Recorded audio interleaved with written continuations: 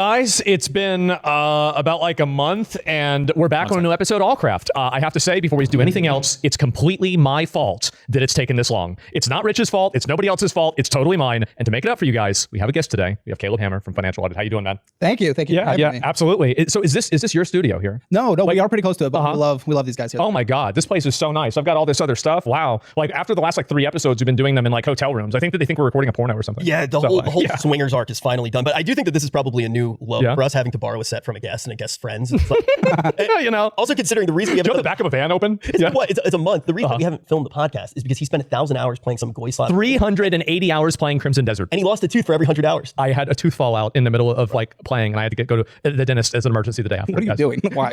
And I remember like I had this happen, and I was like, because I had gotten banned on Twitch at the time, and I was like, okay, well, you know, what am I going to do? I guess like, and then this comes out, I'm like, and I'm freaking out about it. And I'm actually thinking like, well, this is actually very convenient. And so I go there, I get it done, and I actually was upset that I got unbanned early because I had planned my entire week for playing video games. Me too, bro. I was really upset. I mean, do you play games at all? Yeah, I've fallen off though, unfortunately. When was the last game you played 100 hours? City Skylines.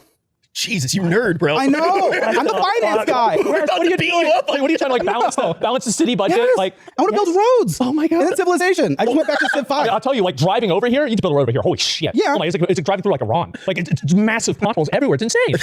Civ 5. I just played Civ 5. 100 hours in Civ 5. 100 hours. All right, that's substantial. Okay. Good games, too. That's my relaxation after work. Well, hey, we don't, as far as gaming is concerned, we can obviously talk about that a whole bunch, but you're going to be really comfortable here. I've watched a bit of your show. You spend most of your time talking to fat, retarded people, so I think we're the perfect guest to talk to. What, you're fat, I'm retarded?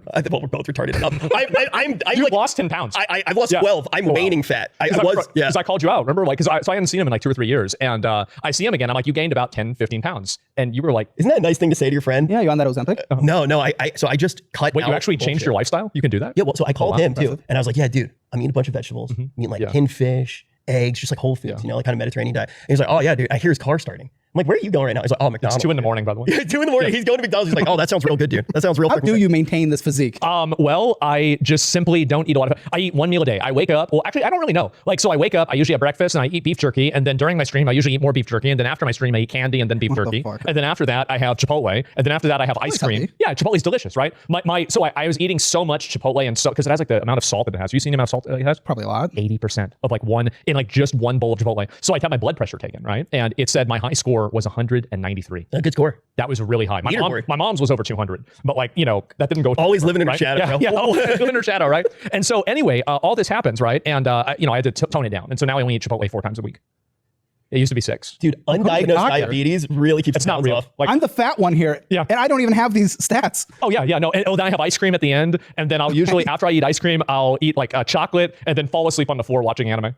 That's beautiful. That's beautiful. That's right. What can I say? It's my role model, man. Well, like, is that surprising? I don't know. I mean, I eat pretty okay. I go on like a 5-mile walk every day after work, and I'm a fat. I got tits. Well, yeah, you know, like, well, okay. So one time somebody posted a photo of me where my stomach was really big, and like where it looked bad because like an angle and like the lighting and everything, and I just stopped eating food. I did. I stopped eating food. I was like, why? Because like he looked like if Gollum went to Long John Silver's for a week. It was exactly how I looked. Oh my God. Yes. Unlimited fishies. Because I was at like 148 pounds, and I'm like, I cannot go. You're like 6'4". I cannot go over 150 pounds. It cannot happen. So I'm back down to like 140, 135. The crazy thing is though, that's his weight. His BMI is probably higher than yours. What does that mean? Why? Like, how much muscle do you think you have? I don't know. There's no muscle there. Yeah, that's what I'm saying. Probably not. Actually, he'd be the only person that BMI would stand for, like bone mass index. It's just like he's all bone, bro. Yeah, exactly. No, yeah, I've always been very, very skinny. And honestly, like I used to get bullied in school all the time for being skinny. And everybody that I know that used to bully me, they're all fat now. And I'm not. So you know what? I feel like a winner. No one gets bullied in school for being skinny, though. They do by fat people. Can I ask you a question? This might be a little bit, I just want to know, as a Jewish guy, I know you're not. You or me? Because I'm not. Everyone thinks I'm still surprised. Did you get bullied for being Jewish even though you're not Jewish? No. Because like I saw you and I literally, like my reaction, I was like, you tricked me. I was like, shalom, dude, how are you? Dude, these are fake. These are only 5 years old. I permed this. You get permed. This gets permed. Because I started the YouTube with the perm. Do you have the money for the perm? I can afford the perm. Okay. People in Michigan thought I was Mexican. Oh, you do kind of look like a Mexican Jew. Yeah. A Mexican Jew. I'm like the darkest white boy up there. They exist. Mexican Jews. Well, yeah. I mean, what do you think happens if a Mexican and like, I mean, you could see how this would happen, right? Yeah, I've never had to finance a taco until then. Is that right?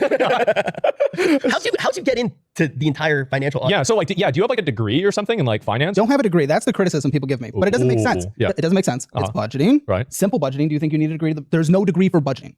People haven't figured that out. More money than you're making. You spend more than you make. You go to McDonald's every single day. You can't afford it. It's basic math on paper. I'm stupid with math. I can't do math. This is the most basic shit ever. But no degree. I went to school for music. Oh wow, cool. Yeah, but I was very entrepreneurial about it, and then I dropped out. I needed to make more money. So where'd you go? Western Michigan University. Okay, cool. Not a very big Jew hotspot, but hey man, I've had a couple. What are they? Caesar's Hot and Ready's in Detroit. I've been Little Caesars $5 hot and ready, which now due to inflation is like $7. I'm pretty sure it's ridiculous now. But the big one, you know, Tyler Oliveira. Oh yes, he almost hired me. I was really? I was very bored working at a job. This was OG Tyler Oliveira. Okay. So like he was like Mr. Beast. You know, he was like doing I'm gonna escape from the bunker. But now he has to escape from France. Yeah, he was leading me on for the job. I'm not talking trash about him. Listen, I get it now. Hiring people is hard. He didn't have a team, so I'm not talking shit about him. But you know, I kind of got let on for a few months, and I was getting let on 4 years ago. For? Production assistant. It wasn't really well defined. But then I was upset I didn't get to work in YouTube, so I decided to just make a channel the next month. Yeah. So that's fuck. I just missed the last like 3 minutes of this. Did they say anything I care about? That was honestly it. So what was the inspiration for making a channel dedicated to making retards look retarded? We did the same thing, to be fair. We called it OTK when we did it. Oh, we sure did. Jesus. we proved it for ourselves too. I don't know. I love Slop TV. My 600 Pound Life, I love it. Yeah. I love it. That's what me and my girlfriend were watching last night. I'm all about that. And I wanted to watch a show that didn't exist. So usually when I make something, I think Caleb went to music school in Michigan. Gotcha. Like, what do I want to watch? What do I want to consume that doesn't exist yet? And it was financial audit. So that was the main idea. It's so enjoyable to watch people that are more retarded than you, but it is kind of scary. I was watching one of the episodes where it was like two Disney adults, and I was You're gonna have to be more specific than lots that. of those. Oh really? Yeah. They were two girls that were in a relationship. Two Disney adults? Retarded than you, but it is kind of scary. I was watching one of the episodes where it was like two Disney adults. What does that mean something? As in like they're dumb or naive or childlike or what? And I was You're gonna have to be more specific than that. Oh, just people that like Disneyland as an adult. Okay. Oh really? Yeah. It was two girls that were in a relationship. Yeah. They had merged their finances when they were 19 years old, which is insane to me. Yeah. And I have a YouTube video reacting to this one. Oh really? Yes. Dude, it's rough having him react to certain things because he hurts my feelings a lot of the time. Why? Because he reacted to there was a video of people from my college describing their majors, and he called it a Karen factory. And he said anybody who went to that school is a mentally retarded Karen. And my degree's like hanging in the back of my thing, and I was just and you're not using it. Hey man, I mean, you're hosting me, bro. I don't know what to tell you. It's not that bad. Yeah, not because that degree. Okay. Yeah, he went to school for video game design. What school's the Karen Factory? Well, no, I went to the college that I was in. I went to NYU, and the college that I was in was called Gallatin, where you design your own major. I double majored basically in video game design and creative. Yeah, and obviously like the video I was watching, it's like everybody's creative design major was like queer studies in the animal kingdom, and it's like okay, what the fuck does this mean, right? How do you test this? And so no, that's what I was talking about. With a focus on genetic guilt, it's like insane. Exactly. These majors have the dumbest names ever. It actually kind of is a Karen factory, and that's why it hurts so bad. And you know it's ridiculous. Hey man, yes. I don't have any college debt though. Okay, well, NYU. Yeah, everyone has college debt at NYU. I got very lucky. I got a big scholarship because I come from a very poor family. So they felt bad for me. Yeah, of course. Well, so how did you start getting guests at the beginning? And is it harder for you now to get guests because because they're gonna come on and be like, well, I spend all my money on OnlyFans and I Klarna pizzas. Like, am I doing good, Caleb? Yeah. I don't know. No, it's super easy now because everyone in the audience wants to come on for what it's worth. They want to come on. We get hundreds of applications a day. Do you think any of them are proud of the level of dysfunction? They're like, wow, I'm really a fucking moron. I mean, people just like being on public shit, right? That's always been a human thing. I mean, look at shows like Judge Judy and all that shit, right? Like people will go on to these judge shows because it's just fun to be in public, right? No. Really? No, they want to go through the experience. They want to have the fun. They want to go through the roast. Oh my God. But they actually improve their lives. Really? So it's worth it. Okay. It's worth it. 20,000 hours in 12 months is the average that people pay off after they come on the show. $20,000 that they pay off after a year? Yeah. Well, that's pretty Which is pretty good. Yeah. So they come on, they look like idiots, but it's because they are idiots in that moment, which is fair. So you think you have probably a higher success rate than most other shows? I guess. I mean, I don't know any other finance show that's I look at you as financial Jerry Springer. Yeah, it's Caleb Springer. There you go. Yeah, and the thing is that show didn't help anybody. No, yeah. I mean, there's no benefit. That shit was funny. Who got helped on Dr. Phil?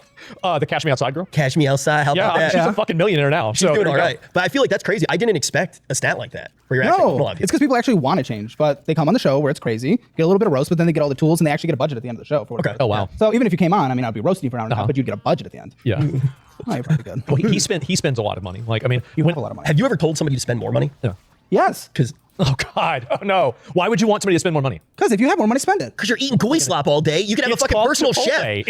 What's the nicest meal you've had recently? Recently? Okay. Last nicest meal. You can't taste anymore. The last? No. He's melted off his taste buds with all the sodium. So, okay, this is going to sound really, really, really bad. is that the teeth that I had fixed were actually You didn't see Tim Miller, the Giga Chat on our Friends Live and Learn. Wait, was that yesterday? Oh shit. rotting, and they would smell bad, or like I'd be able to taste the rot. And so I didn't realize. You're gonna do a podcast so you don't have to smell it? No. Put him on that side, bro. And so I didn't realize that it was affecting the food that much until I got it fixed, and I had Chipotle the next day, and I was like, holy shit, this tastes way better. So you thought everybody at Chipotle tasted like ass? Well, not ass, but it's like you get used to it. It's like walking around with ankle weights, right? You just get used to it. It's the way it I got in a is. fight with this guy. It's got to be like oh God, I almost did the thing. It was around 6 years ago. Yeah. We got in an actual argument because I was telling him to drink more water, and he's like, "Oh, dude, it doesn't taste good." Yeah. I was It like, doesn't taste like anything. It shouldn't taste like anything, right? He kept telling me the water doesn't taste good. Or just put something in it, like Game Steps or something. So the water, the only good water that I have is the tap water. I only like drinking tap water. Because it's the only one that tastes like anything because of all the shit in it. Exactly. And so like you have like the dead body matter and like fecal matter, and, like particles of glass. It's like adds texture to it. Okay, when's the last time you've had like Texas Roadhouse? Oh, okay. I know that these guys are kind of just memeing or whatever, but like it is, well, I say just memeing, but like the joke is that public water is not safe because of fluoride and everything else. And I know they're not thinking about it this deeply, but it is a little concerning how a lot of these like absolutely fucking retarded talking points have just kind of been mainstreamed so much by everything. It's just like, Hey, that's up there? 2 years ago, like probably 2 or 3 years ago. You've never taken him to like Uchi or... He's been one of my best friends for around 10 years. Okay. Right? We actually met doing this podcast, which is insane. It's still such a weird story. But we've been friends for 10 years. The amount of times that we've actually done anything besides complain to each other about shit, Yes. it could probably count on one hand. Like, when do we actually do anything or go anywhere? Do a podcast from a restaurant. Really? I mean, like, that's actually, Never take me anywhere. I mean, like, I would be down to go to a nice steakhouse or something like that. That'd be totally fine with me. And I've been to them. Like, I've been to like a business event or some sort of like, networking event. And I go there and it's nice. But it's also nice for me to sit in my room in a little cocoon, eating my Chipotle. And then I just watch TV. And that's it. That's all I have to I do that too. It's nice, but go out sometimes. It's about eating healthier too. Yeah. Because like even like you said you walk 5 miles. Like 3 to 5 miles after work. Yeah. That's so healthy. Yeah. You know? That is what I guess I... he walks 3 to 5 miles a day, did he say? Like you said you walk 5 miles. Like 3 to 5 miles after work. Yeah. That's so healthy. Yeah. You know? That is what I guess I eat like shit. So Yeah, but I mean, also at the same time, like doing that amount of effort compared to you only eat ultra processed foods, basically. I only eat goy slop. That's true. He's way slop. process is good though. McDonald's is good. It's delicious. like I love it. So I'm gonna be real. I went clean from like all ultra processed foods. Sorry, this is a quick thing because I know there are a lot of normal human beings out there. For people in chat saying like 3 to 5 is easily doable, these are fucking retards. If you were just doing a normal walk, I'm pretty sure a 3-mile walk would be like an hour of walking a day. Like the average person is not even remotely close to 3 miles, a 3-mile walk after work a day. That's crazy. Like 2 weeks, and then I tried to eat it again, and it tastes completely different. It was actually kind of weird. It freaked me out a little bit. I swear on my life, it tasted different. It didn't taste bad. Don't get me wrong. I would fuck up Taco Bell. Like I would literally fuck up Taco Bell right now. But it tasted different, like noticeably different after eating mostly whole foods, and I didn't want it as bad. I don't. That's why I'm not going to do it because like, what if I grow away from Taco Bell? Right? You won't. No, it's too beautiful. It's not. Honestly, I know that. I know I never. Yeah. But like, I mean, so you eat fast food a lot then, right? No, not anymore. I'm not allowed to. I'm not allowed to. Oh Who man. put that rule on you? Girlfriend. 20-minute mile sounds about. Oh wait, that guy's trolling. My guess is the average American probably walks 1,000 to 2,000 steps a day. Maybe that'd be my guess. I'm at 12 to 15,000 steps daily. Okay, bro. And the first time I walked into a gym, I was benching 315. True. It's on the if you ever want to have a kid, you have to lose weight train. Oh no. Yeah. Do you have like a goal? Like, are you close to it or not? I lost a good amount of weight last year. Now I've been steady for a few months. I want to get to 200 by year's end, but that's still like 15 pounds away. But I was 230 at the beginning of last year. How much was it? Like a month, like 2 pounds, something like that. Well, I've been Okay, this national study says the average American walks 4,000 to 5,000 steps per day, according to the National Institute of Health. steady these past couple months. Okay. It's been bad. I mean, Well, because hey, like, so at I've least seen you got the call weight back people on. fat on the show. Because they are fat. And, I'm fat but too. then exactly right. So like, if you're not fat and then you call them fat, they won't be able to respond that way. Yeah, I'm nervous of getting skinny. I'm nervous because then I'll look like an asshole. Oh, Because calling a fat person when you're fat, It's like kind of call funny, fat. right? Yeah. It's like, oh, me too. Like I know this because I'm the same way. But if I'm like, less funny too. Yeah. I've seen that happen a yeah, lot. it gets mean at that point. I don't know. Maybe you should stay a little. Just a little. Yeah. You know, get a little less because at 200 I'll still be Yeah. overweight. So overweight's okay. A little budge. I mean, there's a big difference between 200 and 400. I'll tell you how much you can spend. Okay. Okay. How much do you make? You just had tax issues, right? So you probably know how much you make. I That was a know how much rounding I owed. I owed over $4 million. Okay, so $4 million. Was that after estimated taxes? Was that the back pay? No, that was my estimated taxes. Oh, okay, perfect. Okay, Yeah. so $4 million. So you probably make after taxes. What is that? I'm going to be totally honest with you. I don't know what the answer is. I got a 1099 and it was like millions of dollars. I don't even know where it came from. You probably have $6 to $8 million left after taxes. More than that, probably. A lot more than that. Really? Well, how are you only paying $4? Well, I mean, like, I think it's probably like just not that.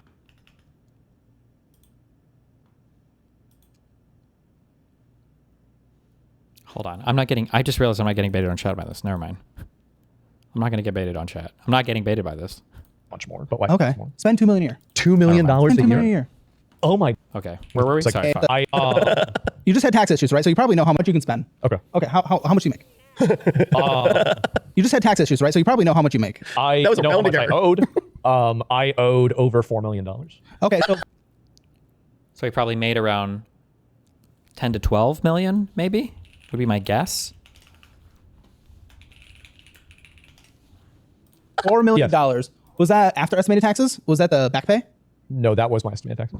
Oh, okay, perfect. Okay, so $4 million. So you probably make after taxes, what is that? I'm going to be totally honest with you. I don't know what the answer is. I got a 1099 and it was like millions of dollars. I don't even know where it came from. You probably have $6 to $8 million left after taxes.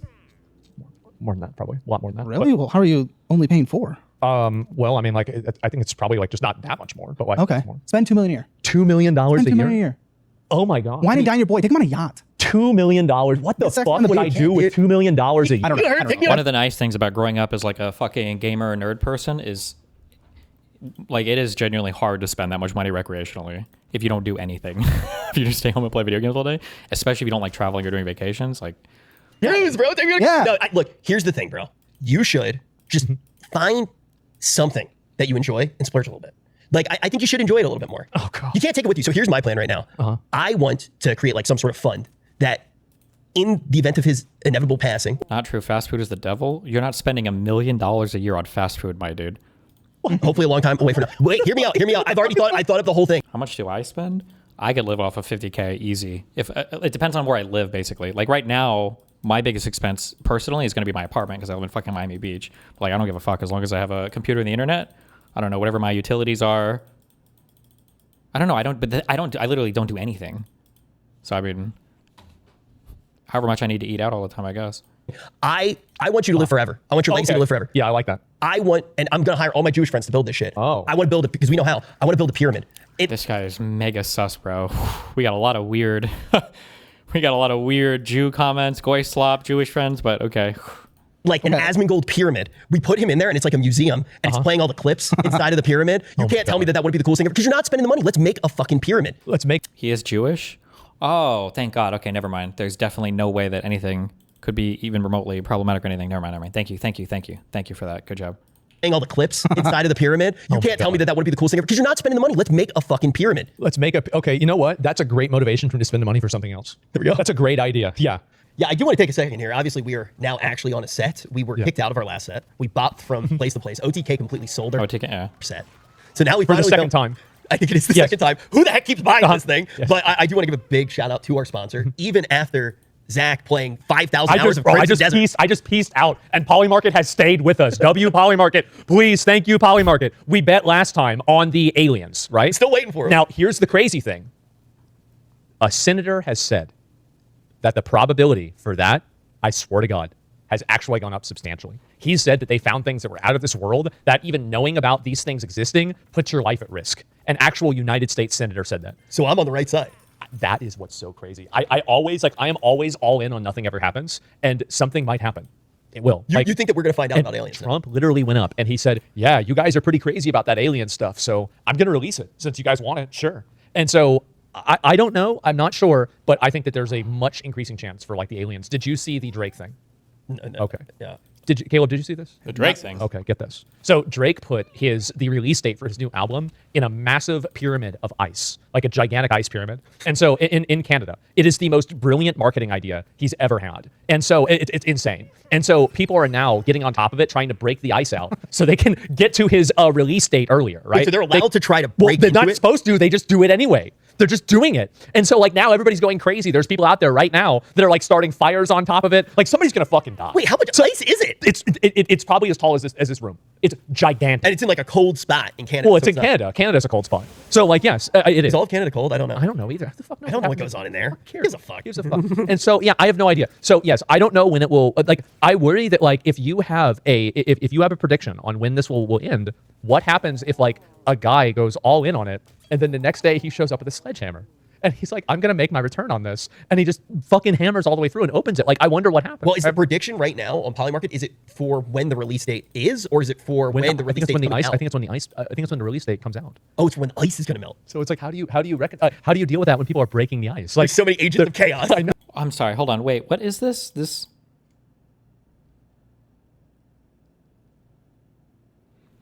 Toronto fire crews melt Drake's Iceman ice structure over safety risks.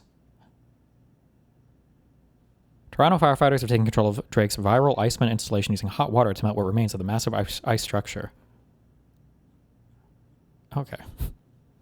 All right.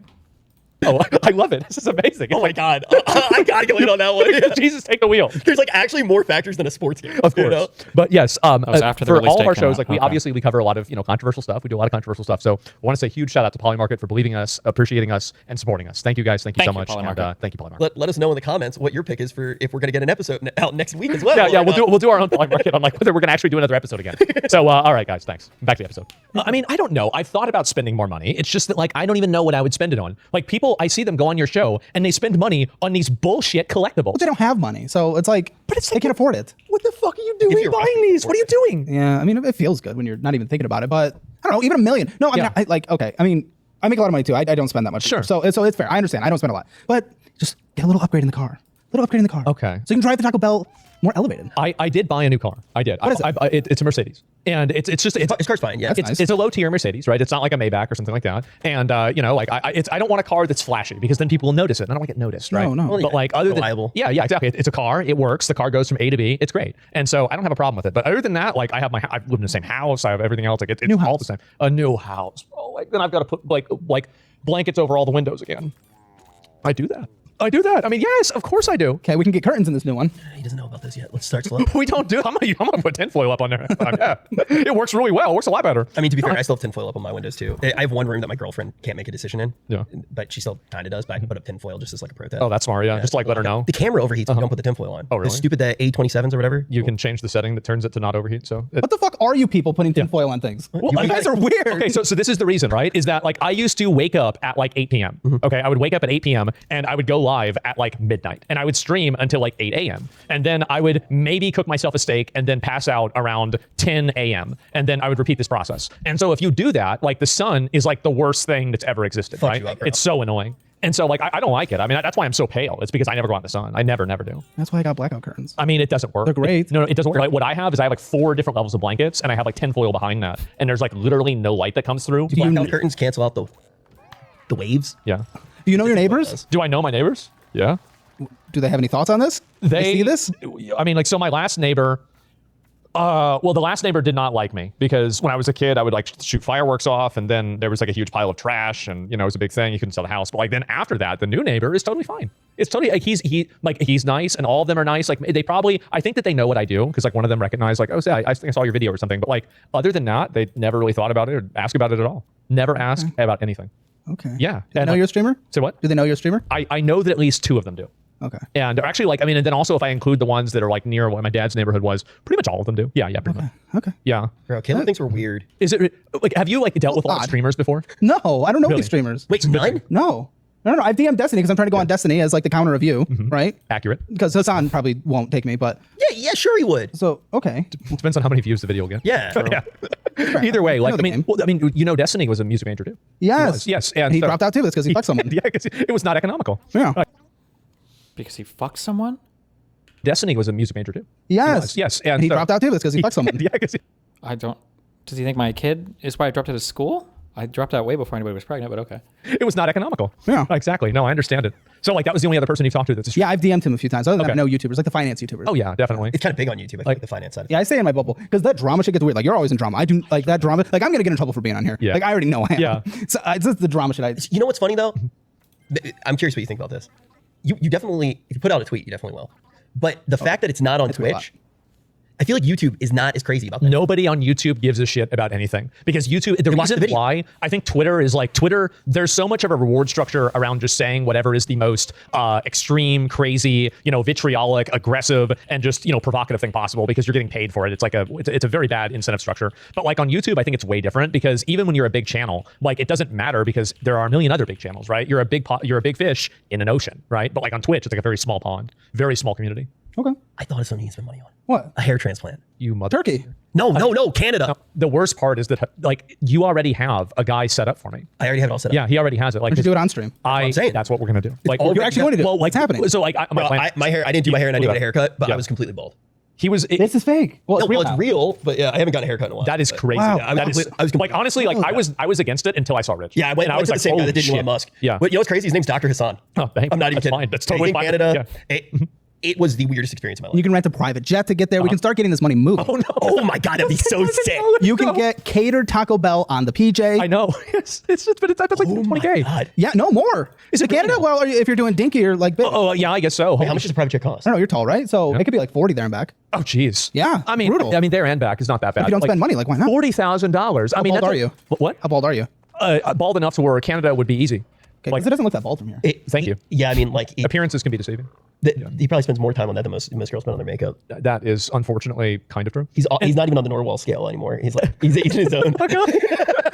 You called me fat. I mean, it's not my fault. And listen, well, the thing is, if I do get a hair transplant, then people will run out of things to make fun of me for, right? True. And like you're right. It's like if you look kind of weird yourself, it feels better when you make fun of other people, right? So like if I call somebody like a fat retard or something, well, it's like, okay, well, you're a bald retard. So like, what are you talking about, right? But like if you don't have anything like that, now you're kind of like a bully, right? Yeah. It's a little bit different. But do people ever say like on your show that you're like bringing people on to like embarrass them and like bully them? Because I've seen like some clips about that and like every once in a while, people have tried to like politicize your show. That's so annoying. Okay, so like what the fuck are they doing? I don't know. Okay, so this is actually interesting that I'm on here right now because I hired my first PR guy to try to get me on shows because we're plugging our app otherwise. So there's the plug. And then like this happened at the exact same time, and I met him in person the other day. I was asking him like, I'm getting all these right wing invites. Where's the left wing? And he said the pushback we're getting is that all of them think we're just bringing on poor people that we don't know just to make fun of them. That's what every single one of them like call her daddy. The other one, like all those people, they just think we're just bullying people, but it's not even true. They're literally signing up, going through a crazy onboarding process. They're fans of the show and they want to go through the roasts and everything. It's like people who sign up for Kill Tony and then you get offended that If you got you roasted. go on Jerry Springer, I would have to check more of his shows, but I feel like I just feel like he just makes like these crazy kind of like off the wall comments sometimes, and then I wonder like what's going on here. Like, do you remember that one? He was talking to two people, and then what did he say? He's like, we don't listen to people like that look like you anymore because it was like girls with dyed hair. I'm like, what? Why would you even say that? Fuck. Hold on one second. you know what you're going to get. Yes, especially if you're a fan of Jerry Springer. Yes, of course. So it's stupid. I don't know. They hear that, and then I talk about personal responsibility. That's, I guess, immediately right-wing coded. Right-wing, personal responsibility is right-wing, guys. Sorry. It's stupid. I mean, I've bashed socialism for sure, but I'm just not socialist. But I think you can be normal left and not socialist as well. I don't think that's... I agree with you, by the way. Well, I think most people that make content, though, are not normal political opinions. There's a reason why they're in their house and they're not outside. I don't know. I defended a trans person on the show the other day. And my right-wing audience didn't really care. Nobody gives a shit. Nobody really cares. But the moment I defended the individual who was on the show. No, someone was like a transphobe, and I was like, who gives a shit? Just use the pronouns. Who cares? I was like defending it. It was like the right-wing part of my audience didn't really give a shit. And then I criticized socialism, and the left-wing part of my audience like fucking blew up. I totally agree. There are a lot of people that are not very accepting to any kind of disagreement. Like there's tons of people that I deal with that disagree with me all the time, right? But like the moment somebody I deal with, like they're disagreeing with me, they don't like what I'm saying. Oh my God. Like, I think there's definitely like more of like one angle of like intolerance, right? But I think that's kind of what happens like social media is like everything kind of gets dialed up, right? Everything is like more serious. Things are more extreme. Everything's got to be as much as possible, right? Yeah. They also want to put you in a camp. Of course. Well, I mean, don't you kind of dial things up? Why do people act like they're... Here's the thing I don't like the most about, I guess, influencers or people in my role or whatever, is they act like they're a victim sometimes to all the social media, and then they're ignoring the fact that they're the drivers of so much of it. Like, you do have a lot of influence over the space. Like, you could literally chill the fuck out. Let me rewind a minute and a half because I didn't hear all Jerry Springer. Yes, of course. So it's stupid. I don't know. They hear that, and then I talk about personal responsibility. That's, I guess, immediately right-wing coded. Right-wing, personal responsibility is right-wing, guys. Sorry. It's stupid. I mean, I've bashed social. I mean, it really just depends on what you're talking about, because sometimes right-wingers or people on the right will diffuse as much responsibility as possible depending on who you're talking about or to, right? Like, how many times do incels blame women, or red pill people blame, well, now it's Jews, or Trump blames Democrats, or... You don't listen. Oh, yeah, this was just so weird. Like, if you don't want to be perceived as political, this is just like a crazy comment to make. I don't know. To people that look like you anymore. I don't know if you know this. You've lost all the power. What does that even mean? Is it a woman thing? No, SJW thing. So you're sexist. I said SJW. Is that women? Well, I mean, I don't know. I don't know what SJW is, but Social you like to justice talk warrior? over women all the time. I talk over everybody, including myself. You can't talk over yourself. Oh, yes, I do. And that's why I flub so many words. No, that's just a stutter. That's just because you don't know how to speak. Stutter. I talk faster than I think. I don't know what I'm saying half the time. Well, then maybe you should stop and think for a minute. Go so. You can't say that. I can. I just did. What do you back? So. You can't say that. Girl, Well, then maybe you should stop and think for a minute. Go so. Fuck, I don't even remember what he said here, but Say that. I can. I just did. What do you back? And again, we don't listen to people like you anymore. We really don't. You guys have no power. You guys were like 0.5% of the population I don't even know online. what SJW is. You're a performative virtue signaling weirdo. We already know that. Is that okay. just because of the piercing and the color? The color and the weird earrings that you made in a shed. No, actually, I purchased them from a Well, museum. that's even worse.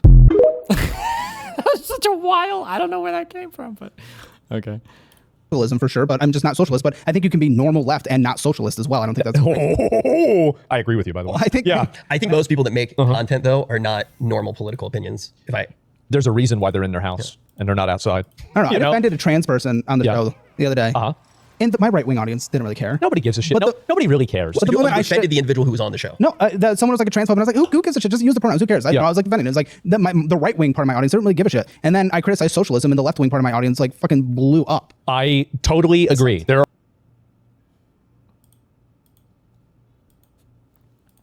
I just didn't pay attention to what he just said. I couldn't have possibly heard that correctly. Hold on.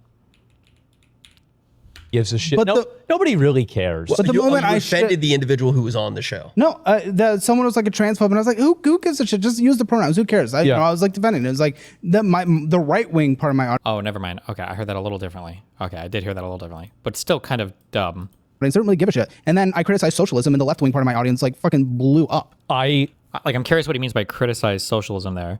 I don't know if saying you should tell somebody to use pronouns if you're a transphobe. I don't know how much of your right-wing audience that would mega trigger. That's not like the most egregious thing in the world, but like look at every Trump audience. The second you make fun of Trump or anything else, like these people turn into the biggest fucking snowflakes ever.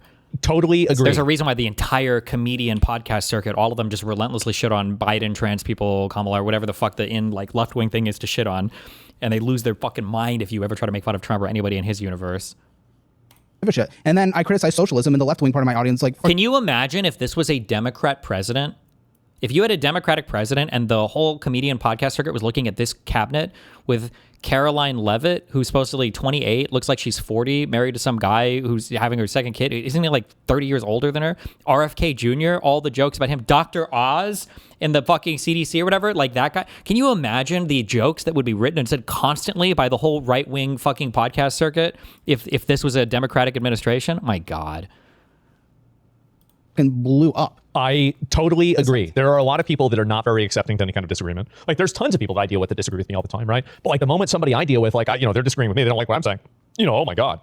Like I think there's definitely like more of like one angle of like intolerance, right? But I think that's kind of what happens like social media is like everything kind of gets dialed up, right? Everything is like more serious, things are more extreme, everything's got to be as much as possible, right? Yeah. They also want to put you in a camp. Of course. So they had to put me in a camp. You're either on our side or against us. Yes, I'm right wing because personal finance and I say jokes. I say retard. Yeah. Then I guess that, I don't know, offensive things. Well, to be fair, you're talking to a lot of retards. You should be allowed to say it. Yes, and I call them retarded. Imagine not being able to use the word if you're... Now, here's the thing that I wonder if it'll ever come up in this. I wonder if they'll ask him, like, just curious, have you ever said who you support for president? Or do you have a opinion on who you would support for president? I wonder if they ever ask him that. When is your combo with Caleb? Every single time somebody else spams the chat asking, it gets put back like 10 days. So right now it's happening in 2037, I think. Doing your show. That's bad. I know. And I say it every episode. He's in controversy all the time. View count doesn't go up or down. It stays the same. I'm not worried about that. People bitch. People complain. Everybody's going to keep watching. The people that hate you are probably going to end up watching you more. Howard Stern, yeah. Yeah. Oh, yeah. What was that? They watch it twice as long. Yeah, 3 hours. Yeah. See what he's going to say next, yeah. No, I don't have a problem with that. It's just annoying when people assign your ideology. Oh, yeah, of course. Like that makes a lot of sense. Like, I'm not afraid of people not watching, but yeah. No, so, I mean, yeah, that kind of sucks that people put me in that camp. I don't know. Like I have voted both ways in my adult life. Sure. So I voted left and I voted right. I think most people. That means he's voted for Trump 100% all 3 times. Maybe he might say like, I voted for Bernie in 2016. That statement of I voted both ways, 100 million %, he 1 million % voted for Trump. Guaranteed. Destiny, what you're saying was true 2 years ago, but now everyone hates Trump, including many online right-wingers.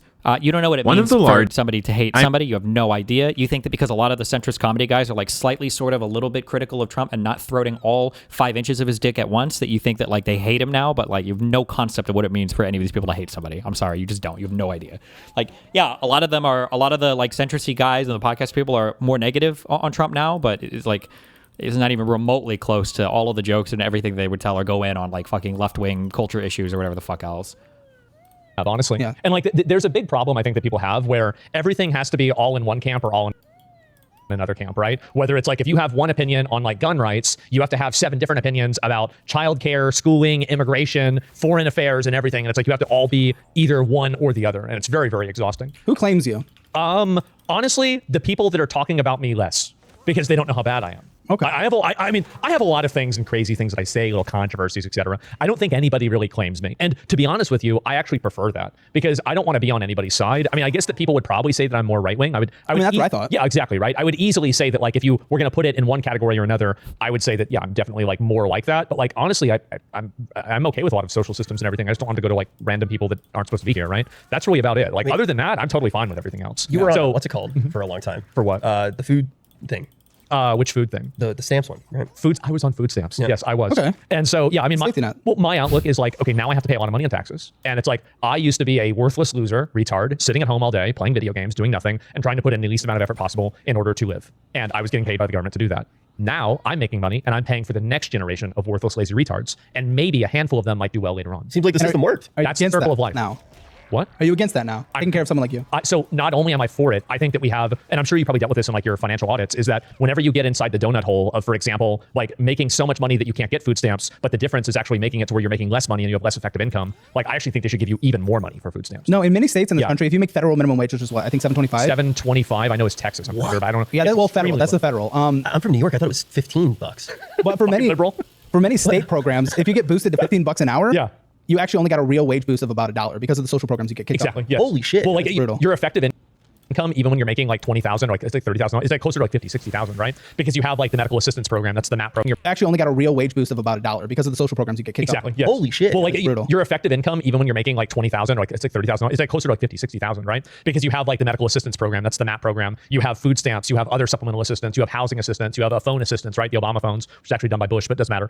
You have all these other things like, and yeah, you save so much fucking money whenever you're broke. But then whenever you're middle class and you're not making that, like, let's say you're making $40,000 a year, those are the people that are fucking broke because they can't get food stamps, they can't get assistance, but at the same time, they also don't have the money to pay for it out of pocket either. So like that's the really, really bad one. I'm sure like you dealt with that too, right? Yeah, it's brutal. Yeah. But I also get pissed on my show when people are on food stamps, but the reason they're on food stamps is because they don't make enough because they're pursuing building their own business.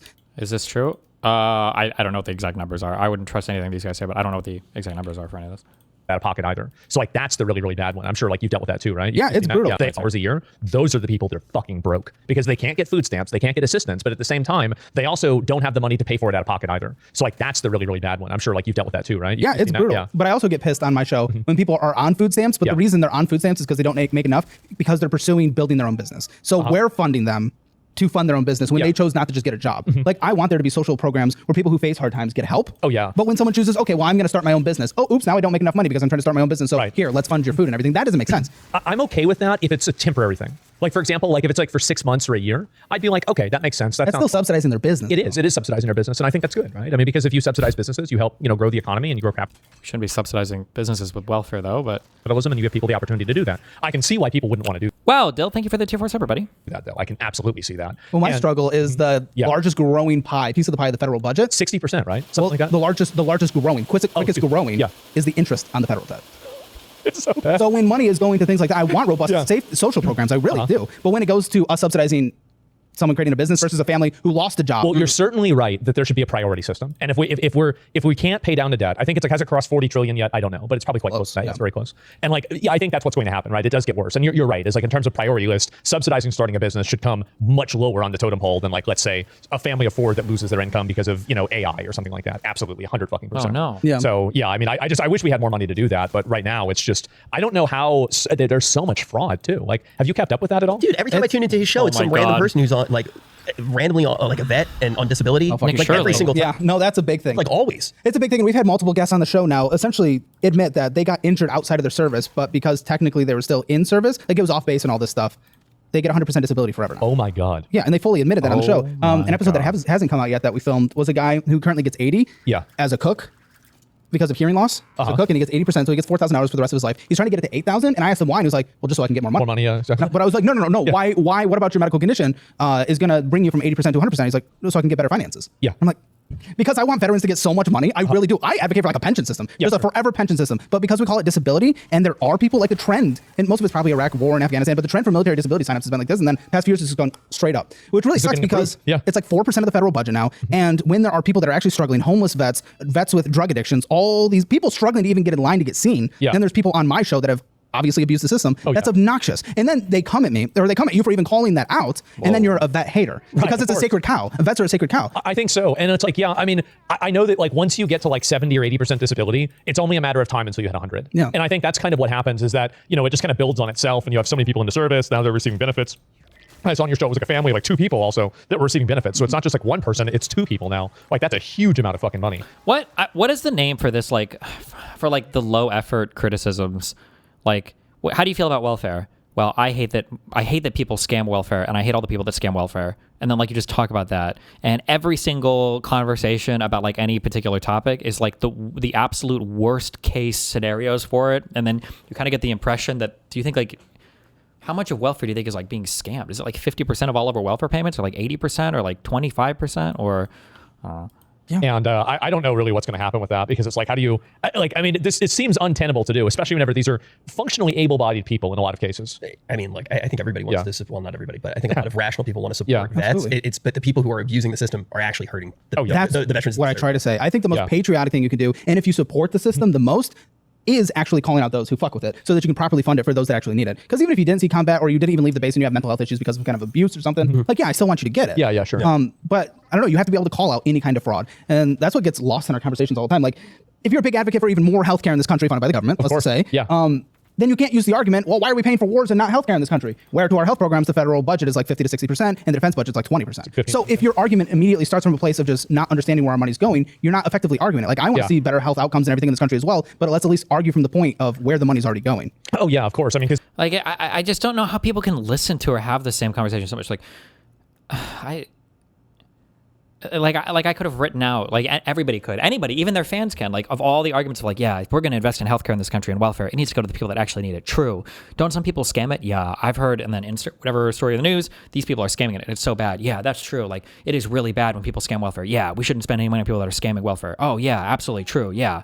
What else about welfare? Some people really need it, and they're not getting it because of all the scams, right? Yeah, yeah, true. That's horrible. Yeah, I know some people that scammed it. Yeah, that's bad. The scamming is bad. Yeah, true. And we're spending a lot of money on it, right? Yeah, true. That's really bad. Oh my God. Yeah, true. Yeah. That's really bad. Yeah, but some people do need it. Yeah, so we should have it for the people that need it. Yeah, but the scammers are, it's like, holy shit.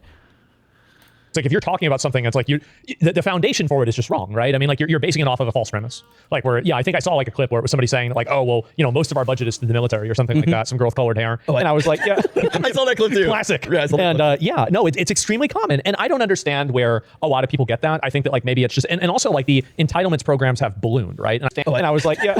Where it was somebody saying like, oh, well, most of our budget is to the military or something like that. Some girl with colored hair. And I was like, yeah. I saw that clip too. Classic. It's extremely common. And I don't understand where a lot of people get that. I think that like maybe it's just, and also like the entitlements programs have ballooned, right? And I think they will continue to keep getting bigger and bigger until it's just untenable. This, I'm not trying to shut on people that don't cover politics, but it's just all.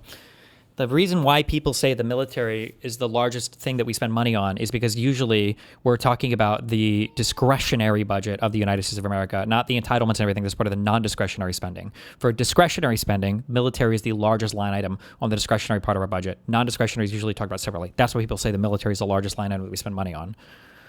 Funny thing, so I legit, not to get like dark here, but my father straight up passed away because he didn't know how to access a lot of different things and he was a very kind of old school guy, so he just lied to me, right? So I couldn't even help as much as I wanted to.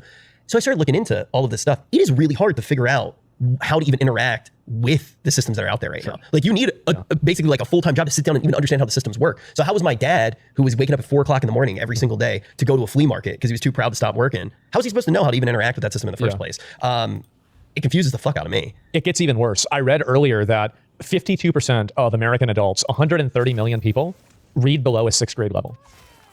I was thinking to myself, bro, that means they're voting. Like, it's so fucking scary. Oh my God, what's happening? Did you go to school here in Texas? Michigan. Okay.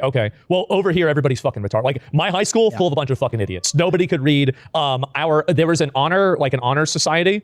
They spelled the name of the school wrong. I swear to God, they spelled it wrong. So that's how bad it was. And like now I feel like everything is like just a version of a managed decline, right? Whether it's like media, whether it's government, whether it's anything, it's just all a managed decline. Well, that does happen in a like collapsing birth rate nation. Yeah. That's inevitable. Yeah. In 2032, Social Security gets an immediate 32% cut, I think. I don't know about that actually. Yeah, it's a mandatory in law because there's nothing in the reserves anymore. So only the money going out is what's coming in, which is projecting to be a 32% cut. How does the birth rate affect that? Because you need more workers to pay into the system. Think of it as a pyramid. Can't we just get them from somewhere else? Why is that complaining about? No. They just bring workers into the country. Yeah, well, that's what they do, right? They try to import people. And I think really, why do you think people don't have more kids? It happens in every culture. In every culture that gets modernized, Okay, let's see what our engagement's like with this question. every country that develops their birth rate falls. In Hungary, where they gave essentially tens of thousands of free benefits to anyone that was having kids, the birth rate went up just a little bit over 2 years and then immediately went back down. So it just doesn't work. In South Korea, they're handing out money like crazy and it's the lowest birth rate in the world. It's actually funny. That was one of the things I had written down on my personal notes for today because I'm scared to have a child.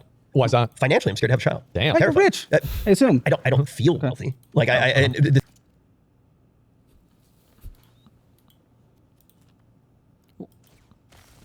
Okay. The thing is my girlfriend also makes good money. She makes pornography, and Okay. He's still with Mia Malkova or whatever. have you heard of pornography? No, my girlfriend did like the whole OnlyFans thing. Well, she still does the OnlyFans thing. She's a porn star for years. Yeah. What? Who is Who is she? Mia Malkova. Make sure. Okay, I don't think. Okay. Yeah. You can do your research later. But just be sure to sub. You know. But the thing is it's like she makes good money. She makes really good money. Yeah. I make okay money. I think about having a kid and I instantly don't feel like I'm prepared.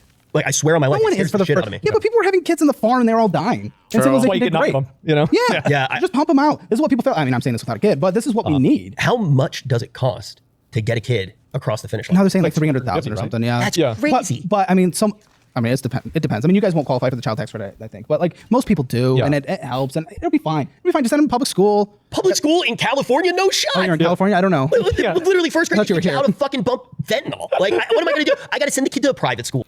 See, it's interesting because he's using the excuses, but the reality is he intuitively he's at the correct answer that I think is a correct answer, which is having kids is like the thing that humans did when there was nothing else to do, right? I mean, like you're always just gonna have kids because what the fuck else are you doing as an adult or once you advance more in age? You're stuck in the same place your entire life. You can't travel. You don't know how to ride a horse. I don't know. You can't do anything else. Of course, you're having families. That's all humans can do. But now there's like a billion other things that this guy would rather do, streaming or flying around the world or being with his porn star girlfriend or whatever else. So he just doesn't want to have one. But he's found this bullshit excuse, I guess, that he read online that you guys said this was Rich Campbell, right? This guy's been a streamer for how many years? This guy doesn't have enough money to have a kid? What? You really genuinely feel that way? Like you've ran the numbers, you've done the finances, and you're like, fuck, man, I just don't think I could do it. No shot, bro. Give me a break. Like You don't have to. Okay, what part? What town? I live in like Los Angeles. Lives in LA. In the nice part or the scary part? It's all the scary part. When's the last time you've been to LA? Like this is just bullshit. Does he actually live in LA? Or I thought Rich like went out and stuff, right? Anybody that says every part of LA is the scary part of LA just doesn't go out ever in LA. And I even barely went out in LA. What? I live in like Los Angeles. Lives in LA. In the nice part or the scary part? It's all the scary part. When's the last time you've been to LA? The thing is like if you live in like He lives in the nice part. Don't even. there's no such thing as the nice part. Oh God. I'm sure they have okay schools. In the nice part. The nice part. I swear the public schools in LA, if I lived anywhere else, would be fine. I literally had this conversation. Yeah. If I lived in New Jersey, I would send my kids to public school. It's LA in particular. Fine, have your girlfriend post tits a couple more times. You can afford public school. Here's the thing. It's fine. Destiny, he lives in New York? You can't say that because the thing is she already has all of the power in the relationship and makes every single decision. She Right. just Oh, that's spent hot. $5,000 on a cat. Okay. $5,000. Then you can afford a 5,000? Okay. kid. Does it have those stupid ears? Do you want to hear how fucking stupid this was? I was about to go live. Yeah. You were getting close to ending stream. So I was like, oh shit, I gotta go live. And I go, hi, honey. Like, do you want to make love? And she goes, yeah, sure, but I need one thing from you. I go, what? She goes, we need to get a cat if we have sex right now. And I said, yes, not thinking. And she bought a cat. Then the next day, you know what she pulled on me? She said, we need to get a 15-pound bunny. What? After we had sex, she said, I just wanted to leave the option open. Do you know how pathetic I feel as a man? Oh my God. I'm useless. So now she can buy the rabbit whenever she wants. At any time, she can buy a 15-pound bunny. What? I didn't even know they got that big. I didn't either. What the fuck? That's like the cat. That's like, maybe she's reserving it for the future in case they start to get that big. Yeah, I don't yeah. know. But yeah, no, she's that's how our finances work in our house. One time we had a Here we we talk about it. We just haven't done it yet. What's not to do? The thing is, like, we're just the wedding seems expensive. Oh, go to the courthouse. What are we doing? I mean, also it's like if I had him be my best man or something, he might not even show up. And just go to the courthouse. Yeah. Be honest. Would you show up to my wedding if I had it in California? Yes. Really? Aw. That's nice. Damn. Yeah. Thank you. Yeah. Thank you. Yeah. Just very simple answer. Yes. Dude, I would feel bad making you not stream. Yeah. It would be okay. Because I know the second that it would happen, you wouldn't stream and it would just be like, Iran, like there's a war going on. Oh, no, that's happened to me a lot. Like any day I take the day off, it's like, oh yeah, by the way, we bombed something, or like some kind of crazy shit happens, and like I'll wake up and like I'll like see, I'll look at my stream like, oh, what's going on today, and I'll see like Hassan would have a lot of viewers, like, oh fuck, no, I missed out. Lost. I missed out on another one. Yeah, no, it's funny. The financial thing, I've never. It's interesting being in a relationship with somebody else who makes money. I feel like the conversation. This is why it's hard to take you guys. I'm sorry. It's hard to take you guys or Zoomers or whatever the fuck seriously when you guys complain about money. I feel like you guys have no idea what it's like to actually be fucking broke. What it's like to be an actual fucking brokey, okay? I don't know if I can afford... I live in California, and it's actually, I don't know if you realize this, Destiny, but $150K a year is actually basically fucking poverty time. Like, it's like average rent is $7,000 a month, and people can't actually afford to have a fucking family when you're only making $150,000. It's I'm living paycheck to paycheck. Oh my God, kill me. It's very different, like based around it. We don't have like joint finances per se, but we split everything. But we still keep track of everything. Dude, just have the kid. Just have the kid. Well, we started doing. What's it called? Like the IVF thing. There you go. Oh, he's starting. Yeah. No, okay. we were like trying to responsibly plan. We basically said smart. We said I think it was 6 months ago that we were talking about. This was the only disagreement we had. She wanted to have the kid first and then get married, and I was like, that doesn't make sense. I was like, so basically in a year-ish, a little bit less now, marriage. Year after that, have a kid. Yeah, that's beautiful. See, it's good. But if he doesn't have more kids, then you have to have more angry streams about immigration, and it just gets a little. I want to have. I want to have 2, but I feel like I should do my duty and have 3 to 4. Oh, 3 to 4. Yeah, I'm a patriot, bro. I'm a patriot. Yeah. And there's not many Jews left. As many as the number. You've got to repopulate. You've got to respawn them. Yeah. I don't know, man. Like I ship them all to the West Bank. I think that a lot of people don't have kids because of money. Like, but I think and you're Caleb, you're right. Like, and I know exactly what you're talking about. But like the financial instability is like it's one reason. But you ask people, and like some people say that, but other places where that's less of an issue, people still aren't having kids. I don't know really what it is. I have no idea. Andrew Tate said that kids are the best return on investment you can have. Is Andrew Tate giving good financial advice? I guess. I mean, dude's rich, right? Yeah. He said that you can make them. By the age of 8, they're already doing all the house chores. That's a good idea, honestly. 8 years for a shitty home slave? I don't know, man. Like, if I ever had a kid, I'd definitely make him do dailies in video games for me. I 100% would. I mean, the whiteboard is going to turn into the kids' dailies. That's smart. Like, like complete all these tasks. You go to McDonald's. Yeah. I have to ask though, if we don't have kids, if it keeps falling, are you completely against immigration? I don't know your take. Well, I think, no, robots. Replace it with robots, right? That's what I would say, right? He's so racist. Why? So here's the reason why. Because like, so basically, if you have robots, I think that a lot of times that whenever you bring people in, what happens is that those people, obviously, like, they're going to be from a totally different place, and they're going to change the place that they're coming to as well. Isn't some immigration good? Is what? Isn't some immigration good? Of course, yeah. Some, okay. Yeah. From white countries. Or Asian ones. I'm not totally against it, right? I just think that like at a certain point it becomes too much, right? And I think the main issue to me is the unfettered illegal version, right? I mean, like obviously, like if you're bringing in a bunch of like, for example, like H-1B workers, right? They like recently increased the price that it costs to bring somebody like that over. I think that it's okay to do that, but like if you're doing that to undercut just American wages, it's a bad thing, right? And so it's kind of like of common sense decisions, right? Like I don't think that my views on it are like super extreme, but at the same time, like I don't think that you really should. I think it's like give a man a fish instead of teaching a man to fish, like bringing people into a country to solve birth rate problems and like a youth problem. But like I do think that you're going to see robotics and technology take over a lot of those jobs. I think it's going to be a lot more common than people would imagine. That's interesting. And I think it's already starting to happen, right? You're getting delivery robots, you're getting like all kinds of other. I think you're probably going to have other service robots too, where like they can just test like your blood or something else. And I think that probably will be in like 10 years. Does that fix the problem though? Yeah. Like, because but that's not generating Thank God. this deficit, is it? Maybe it is. They think AI will solve everything, right? Elon says UBI now. So I don't know. I mean, my fear is like, so the argument that a lot of people use that are like vehemently very anti-immigration is like, well, you're going to lose the culture. A lot of people are coming in, right? But in South Korea, where they're not getting any True. Asmongold's channel editor is Russian, right? Isn't he undercutting American wages?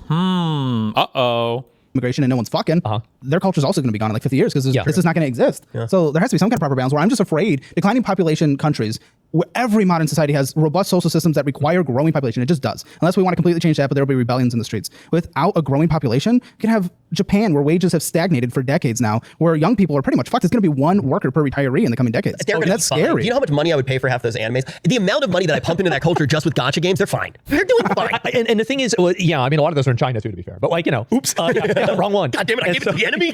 Oh man, they tricked me again. So the thing is that like, I mean, you're right. And obviously like bringing people in is like, it's part of the American environment, right? And having people come in and be part of America, I think that's a good thing. It's just a matter of doing it in a degree that's sustainable and it's healthy for the people that are living here, right? And I think that that's the outlook that I always have is like, is it something that's in the best interest of the people that are actually living in the country at the current point in time? And I think sometimes the answer to that's yes. And then so you should take that option. But I think that decisions should always be.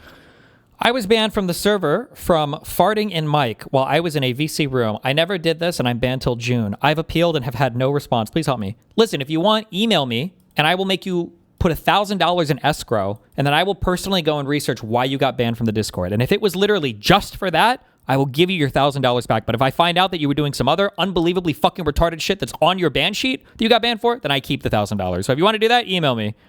Because every single fucking time you guys tell me, oh, I didn't do anything, and then I check the ban sheet, it's like, oh, was screaming the N-word at a 4-year-old for 7 hours straight in voice chat. Like every single fucking time. This is why I don't ever unban anybody, and I leave all of it up to the mods, because they all have the rap sheets, and they're the ones that do all of that bullshit, okay? Be made with the best interest of those people in mind. But a declining population or, you know, like a shrinking economy in that way, like if you look at, for example, like the GDP is very, very high right now. And you think about the GDP in 2016, it was a lot lower. But most people would probably view their living conditions as better in 2016 versus now. Yeah. Like, what does that even mean when we say that? I don't know. Never mind. I don't know. But I mean, because I know I'm going to get in trouble with this. People are going to just shit on me for it because it's all feelings in the end. Yeah. But even still, you're right. This is the slop opinion. I understand. This is the slop opinion. No, I mean, I'm definitely with you on like illegal immigration. Sure. I think most normal people are against illegal immigration, right? But are they? It's just like every cost category over the course of the past 5 decades or so, maybe 6 decades in American life is a lower percentage of income now, except for school, housing, and healthcare. But in terms of actually buying food as a percentage of your income, it's lower now than it was decades ago. Okay, I would be careful for that. School, housing, and healthcare, because those are pretty big expenses. But buying anything that gives you joy, that dopamine, pretty much anything but housing, healthcare, and school. I feel like that's like saying I'm doing really well, except for my head cut off and I lost my heart. The housing thing's bad. The housing thing's bad. Right? The housing thing is mostly permitting related, though. We don't allow places to build. New York won't allow people to build. You know what's funny? So I'm a New Yorker. Yeah. So I spent majority of my life in New York. I never planned on owning anything ever. And why do you need to? Everyone's obsessed with this ownership thing. Who cares? I still don't really like vibe with it very much. It kind of seems stupid to me. I feel like Caleb has gotten like some weird right-wing talking points kind of, but he still is like relatively, it seems like he has a brain. He's not like a total fucking slop retard, which I was kind of thinking before, but he seems like he knows a little more than I was giving him credit for, which is good. Me and somebody who grew up in New York, but I will say the apartment that I had, it's a gorgeous apartment. It was in Brooklyn. And now it's almost quadrupled in price since I moved out, which is really insane because I wouldn't be able to afford it now. Like legitimately, I'm not just saying that for a dramatic. What am I reading? Where did you link this from?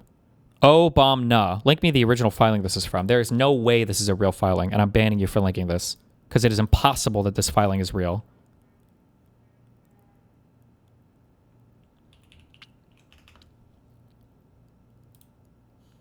There is no world where this is a real fucking filing. Is it this? National Trust for Historic Preservation. This is... somebody linked this earlier. I don't even know what the fuck this is.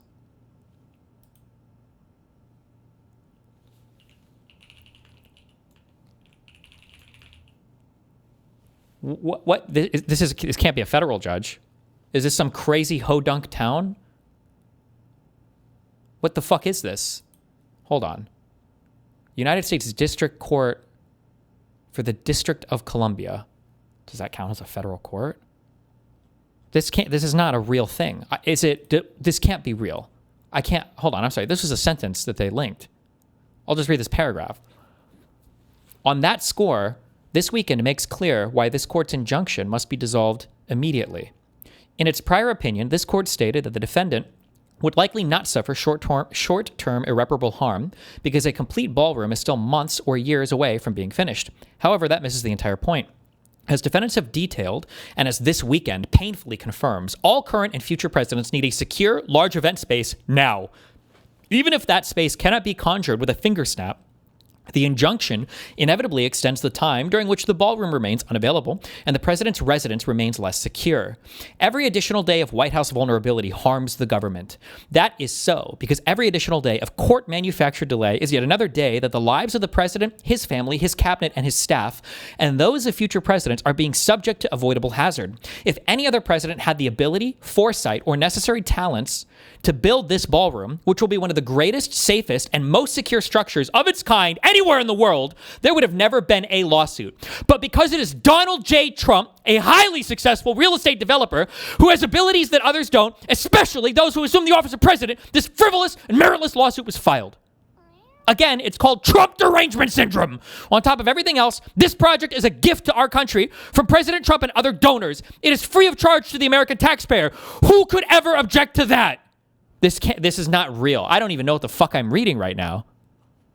What is this? Hold on.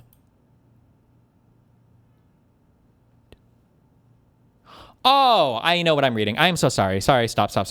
I understand what I just read. Wait. My bad. I thought this was a ruling. This is the defendant's motion that they're hoping that the court will agree with. This is not an actual judge writing this. This was Trump's legal team.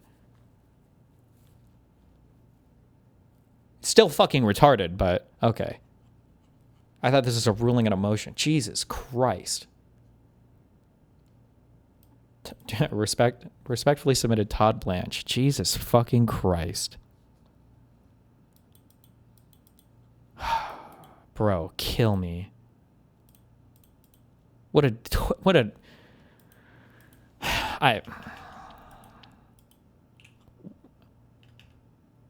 it kind of weird? Like, who, when in the history of the United States of America has, like, the president and the cabinet needed to, like, retreat to some kind of secure facility to live while governing the nation? Like, doesn't that feel weird? Like they have like it's like a castle almost. I don't know, bro. That's wild to me. Whatever. In fact, there would be no way that I would live in it now. So I look at New York, which, you know, I've never owned a car. I've never had that expense. And I always found New York to be like the most affordable place to live in a weird way because there was always work. Like I could always find work. And what? True. Now, so I look at New York, which it is kind of true, actually. There's that saying, like New York, if you can make it here, that doesn't mean you can make it anywhere else because New York is historically known as being a cheap and affordable and easy place to live. True. I've never owned a car. I've never had that expense. And I always found New York to be like the most affordable place to live in a weird way because there was always work. Like I could always find work and you could find ways to cut corners and get by. So by the way, I moved to New York at around the time that my family, we got like evicted from our house, 2008 crushed us. Oh, yeah. I was born in Atlantic City. It was bad, right? And went to New York, found ways to work, and kind of... What is his backstory? His family got evicted because they were broke, so he moved to New York City after? With what money? Where did he go? What did he do for work? I'm so curious. Pulled myself... I want to know his... up from there, and I had a lot of opportunities, right? I ended up getting into NYU and all this stuff. And then went to NYU. Wait, I want to know his backstory. What is Rich's backstory? The poor LARPing needs to stop. The poor LARPing needs to stop right now. It can't be that every single person LARPs as being a brokey poor person. I need to know. Has he ever talked about it on stream? Yeah, the guy's name is literally Rich. Give me a break. And kind of pulled myself up from there. And I had a lot of opportunities, right? I ended up getting into NYU and all this stuff. So it's not like I had like the hardest road in front of me, but I looked at New York as like this great place to work and all this stuff. Now I want to be able to afford it. There's no chance that I would ever be able to move back to New York. But if you look at the place you currently... Like, does he mean like an average person in his age or that right now he couldn't afford it? What does he mean? Currently live now, a lot of LA's housing crisis is it's all single family homes.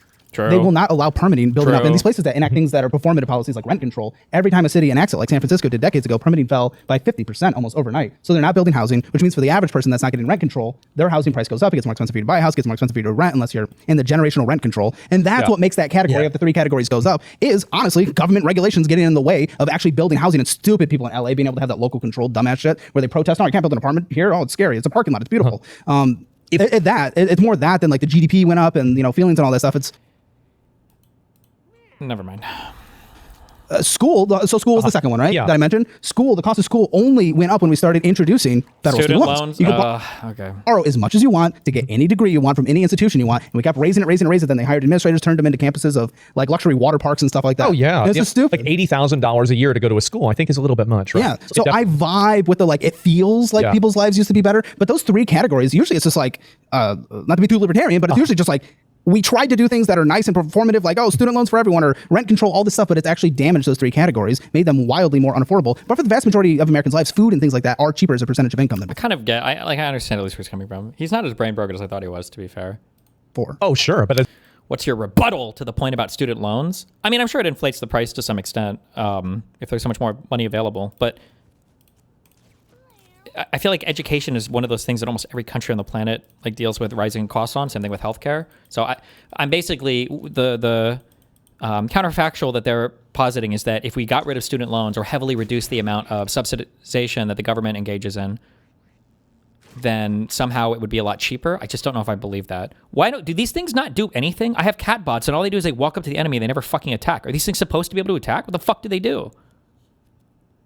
Spawn a catbot and give it your current weapon. Oh.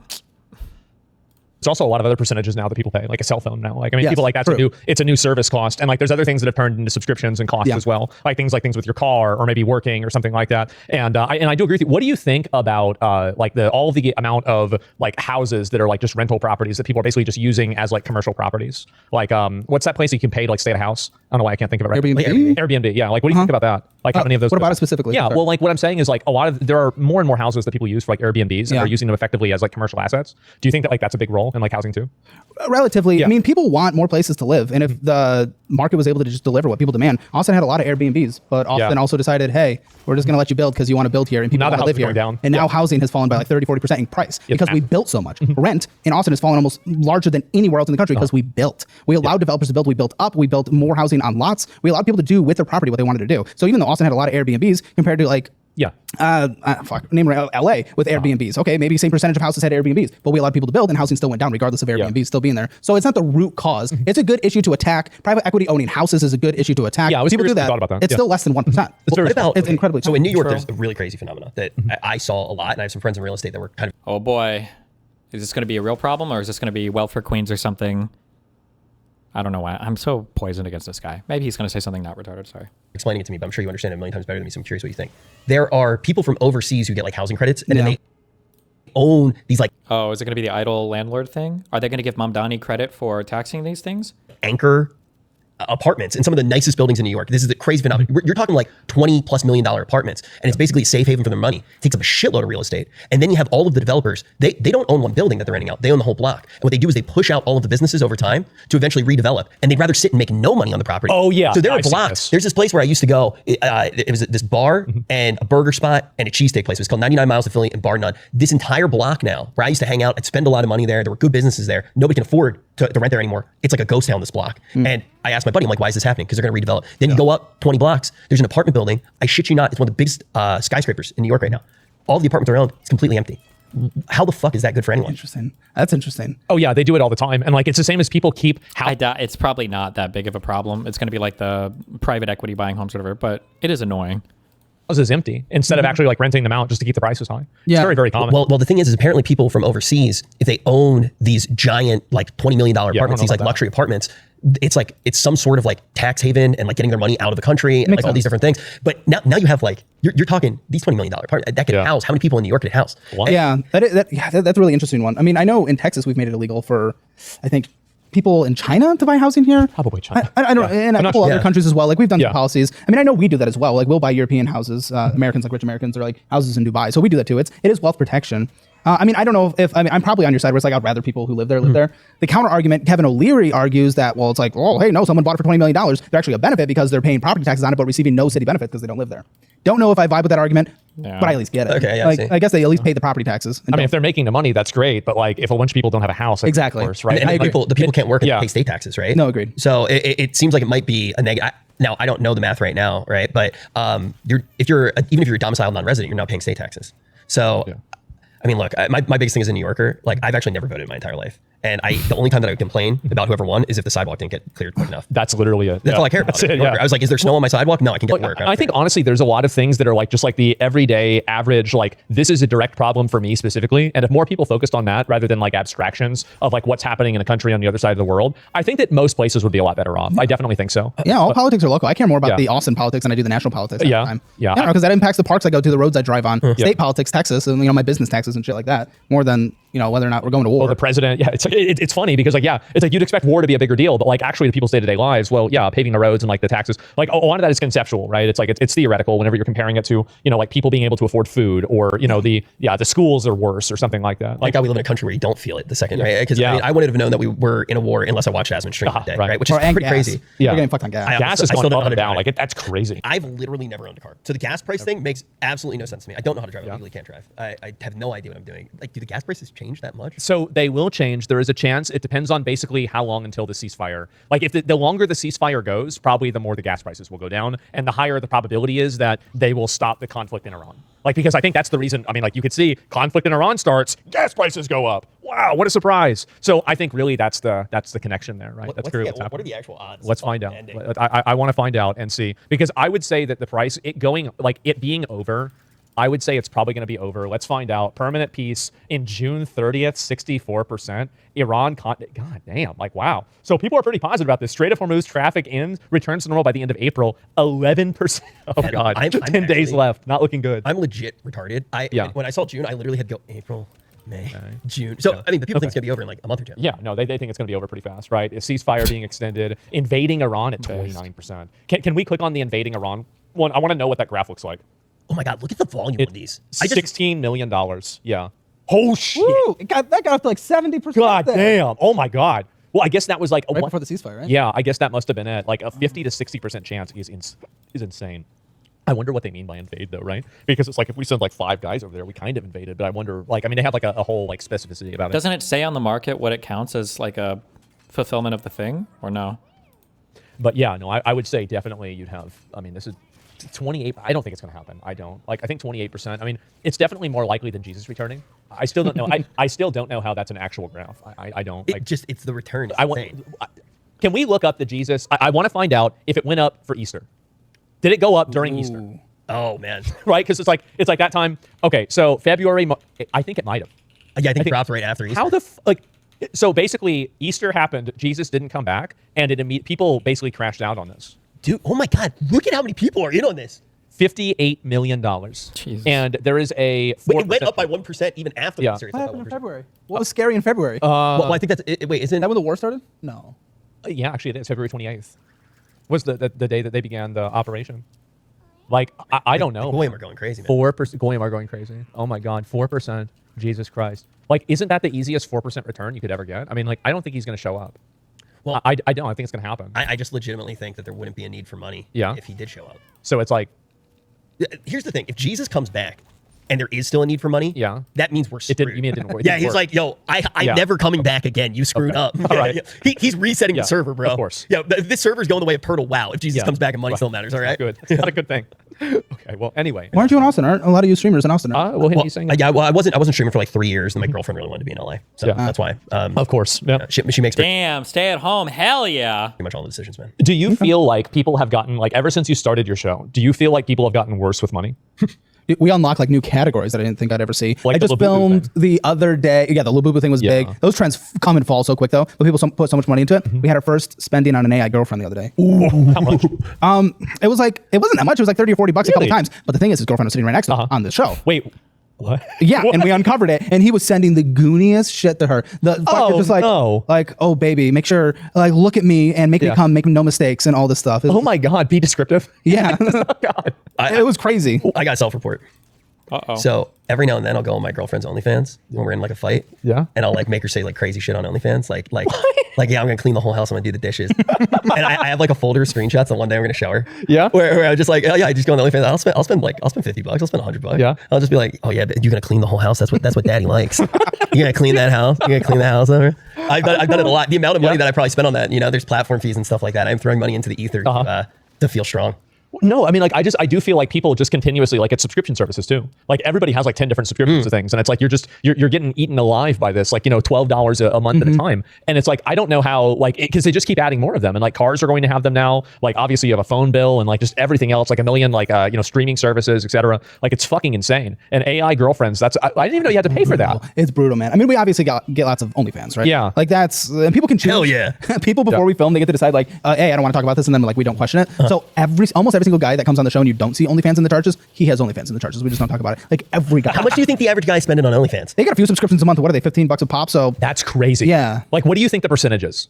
90. What the fuck? On our show. I mean, Okay, on our show. have you ever spent money on OnlyFans? Do you want the honest answer? Yes.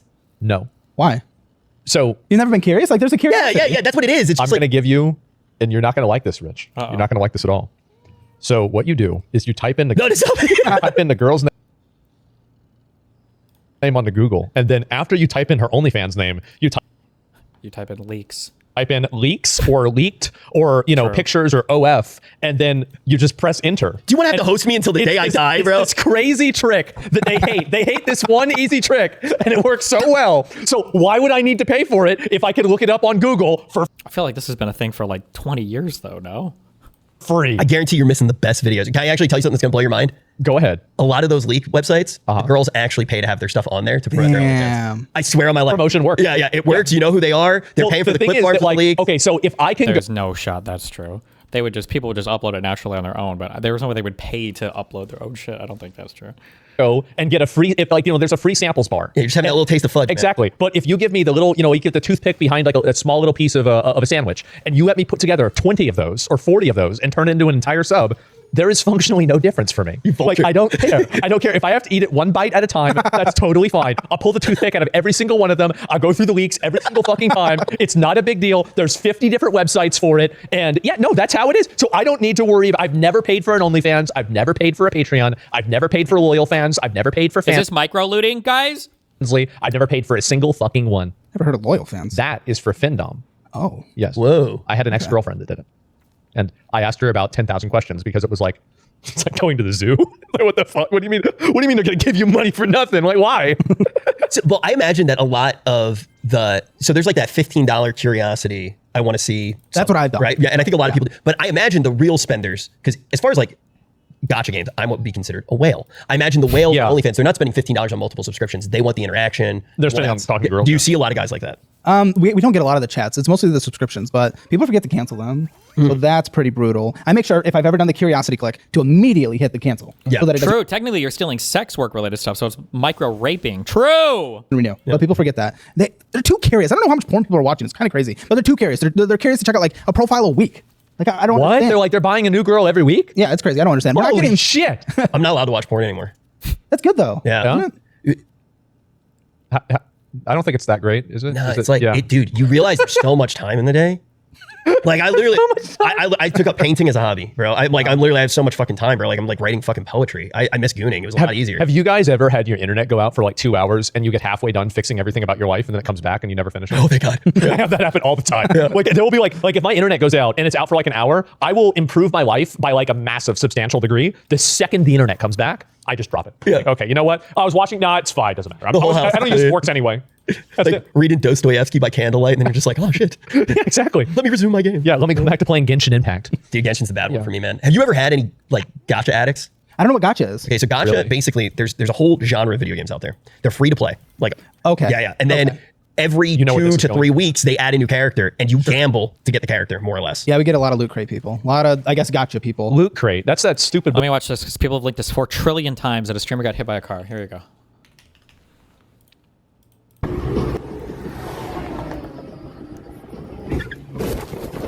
Damn, they got hit by a car. Thank you. Okay. bullshit that you buy. They send you a box of. Well, he means in game. right? He means Well, in-game Great. skins. So many skin people. Oh! I didn't know you meant like the actual thing. Yeah, Okay. and CSGO So skin- skins is a big one too. Oh, wow. We had someone spend it was upwards of $100,000 on CSGO skins. in like a year or what? Damn. Yeah, in a couple of years. I think it was like 40 in one month. Oh my God. Ribbon Pokemon packs, huge on our show. That is constant. We did. Yeah? Yeah. Okay. You We know it. spent, Yeah. so we had a group of streamers like during COVID. We like made a group together, and we spent, God, was it? It's like $60,000. No, that's per box. Yeah, we definitely. spent, I think now some of this money, a good deal of money, we actually raised a lot of money and went to charity. But I think within the first 2 or 3 months of the company, we had spent A quarter mil. I think it was closer to half. Oh my god. Yeah. The thing is it depends if you include what the individual started to spend too. Yeah. Because there would just be a day where it was like, fuck it, I'm going to spend X amount of money. But it was wild. We actually ruined the Pokemon account. So like it was one of the Paul brothers. Was it Logan fucking Paul? It was us and Logan Paul. We ruined, because the thing is, if you think about it, the vintage He ruined Pokemon. So we helped. We did. Because there's a limited amount of these old boxes, and then a bunch of jackasses are ripping them every single day. So the price just goes like crazy. When the first box that we bought cost $6,000. By the end, that box cost $80,000 during COVID. You guys, it's you content creators. That's why they're coming on my show and ripping these packs. That's right, because they say, I'm going to get the PSA 10 and then I'm going to be a millionaire. Well, do you see the thing about Dylan? No. So my buddy, he's like a movie guy, right? They like television, stuff like that. He's an actor. And it blew up in the media that somebody came to his house, on him, beat the shit out of him, defended his house. The real life? Yeah. So I was talking to Dylan, though. This is the part that didn't make it to the news. I just thought it was so funny. I was like, so how'd it go down? He was like, dude, I was just sitting there ripping Pokemon packs. And he was like, I was in an aggravated state already. He's like, of course, bro. He's like, I did what I had to do.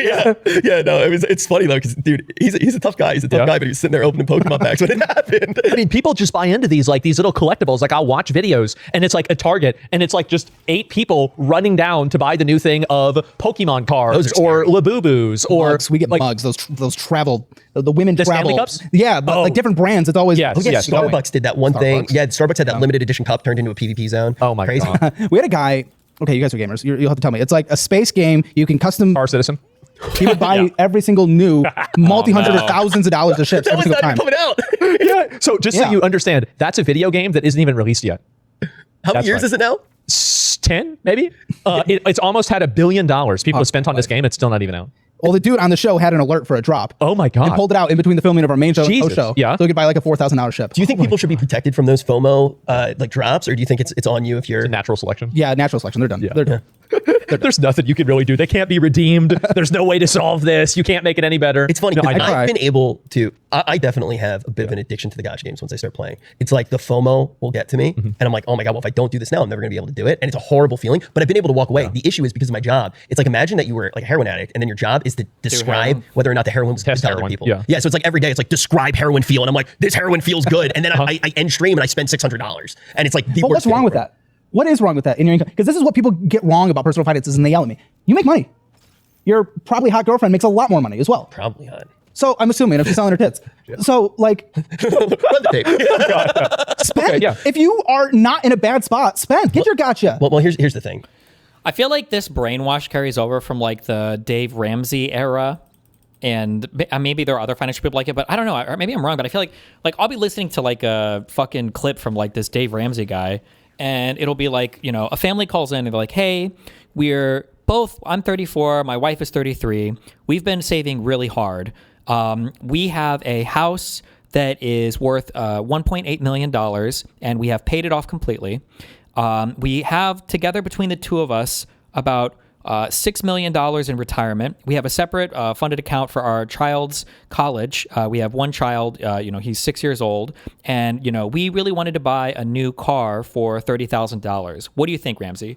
And he's like, $30,000 car, depreciating asset as soon as you drive it off. If one of you would have dropped dead right now and the other had terminal cancer, would you survive with $6 million at 35? I don't know. I just feel like they're like crazy when it comes to spending money. I just feel like maybe just Ramsey himself is like fucking insane is what I feel like, but I don't know. It's when you start thinking, it's not the one time. It's when you start thinking how much you've spent in a lifetime and what that could go to. Budget your gotcha. Set a gotcha limit. That's gay. Can you do it? Well, I can't. Because what if I don't get what I want? That's the issue. Like the thing is like I want the thing, and the thing could cost 10 cents to what? $2,000. He tells rich people to buy nice cars.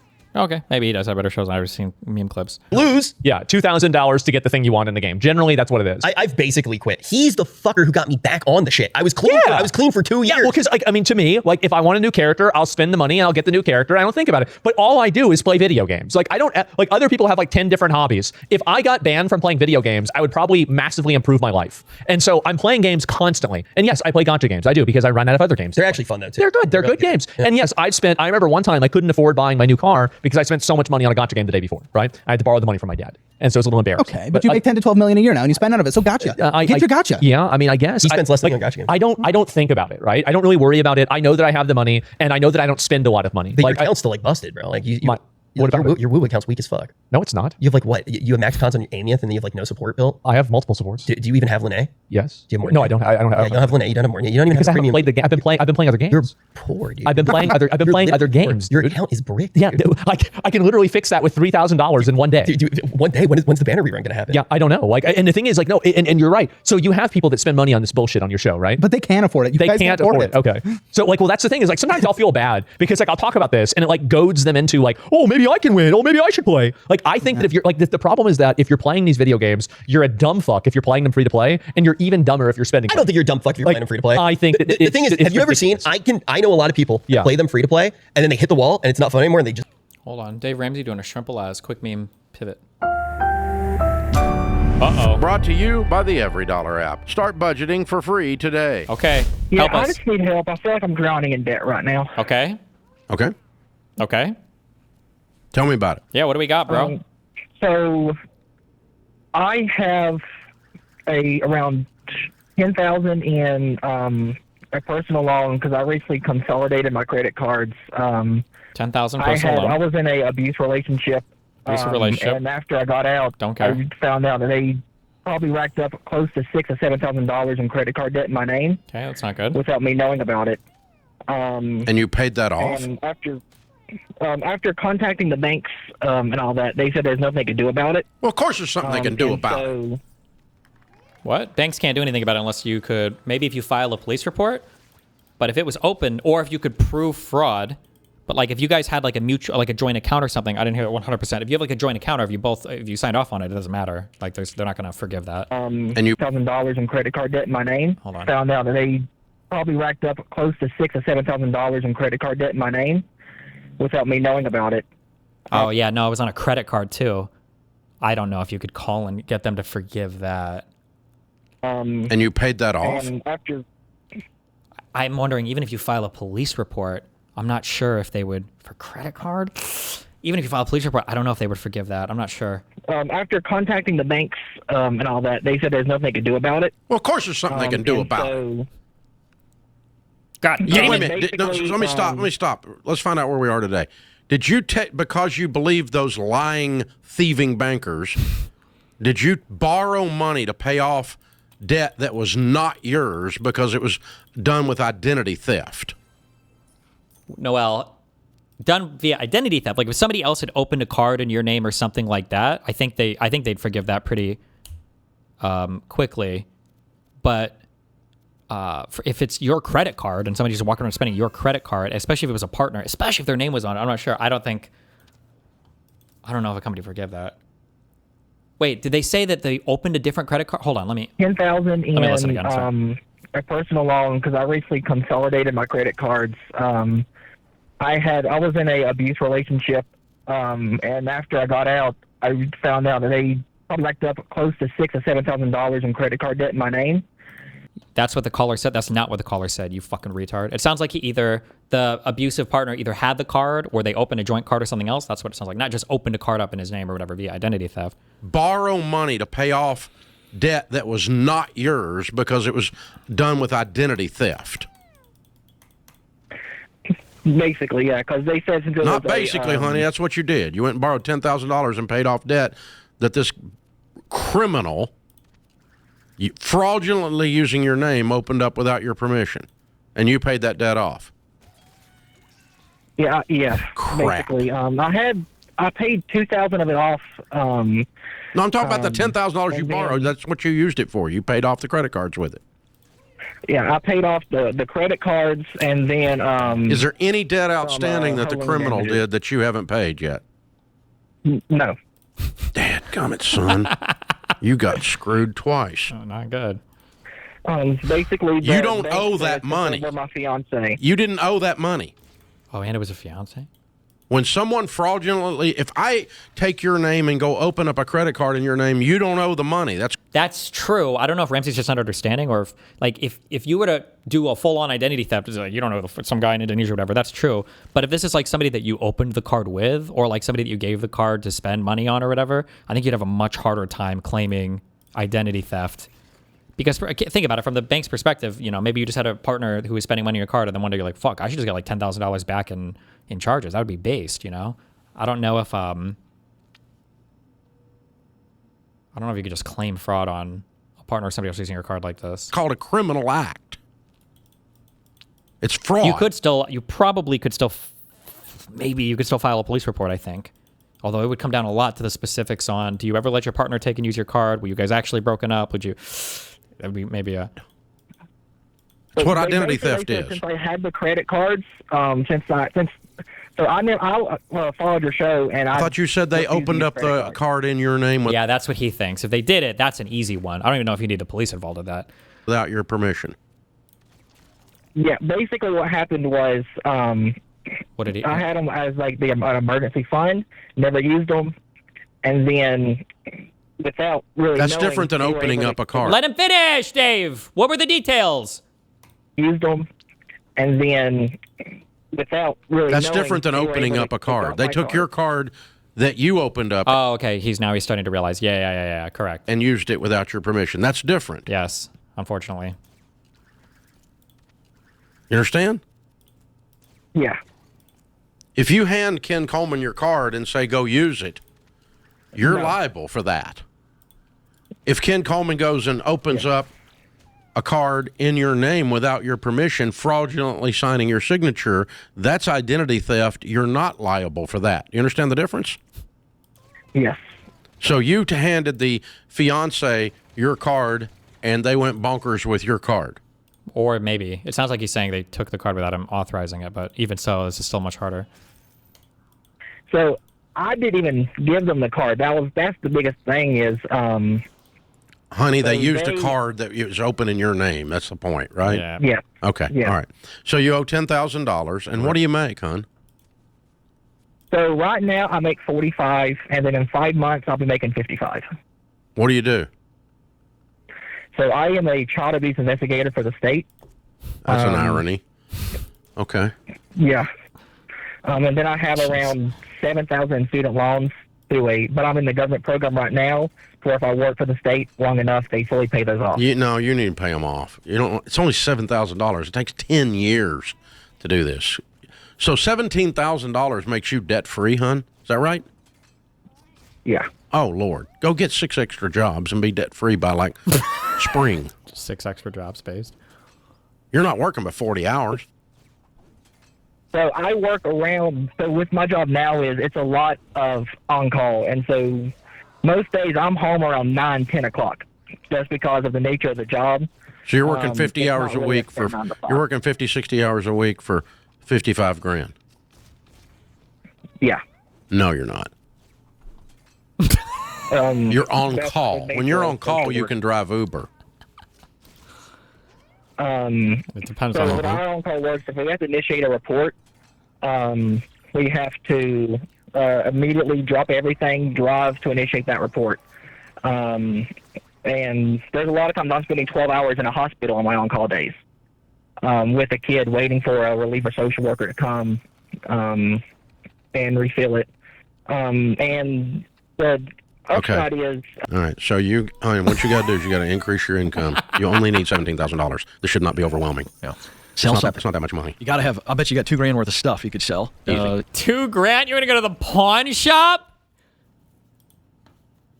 You can work on the weekends. You're on call days, whatever those are. You're not working 7 days a week. So this is a season where you got to clean up the mess. $17,000 is very doable. But you're not a victim. Okay. You handed her. Wait, what did he just say? This is a season where you got to clean up the mess. $17,000 is very doable. But you're not a victim. Okay. You handed her the card. Damn. You knew this was going on. Damn. The only thing you're a victim of is being engaged to an idiot. Oh. And you're not the first one that's ever happened to.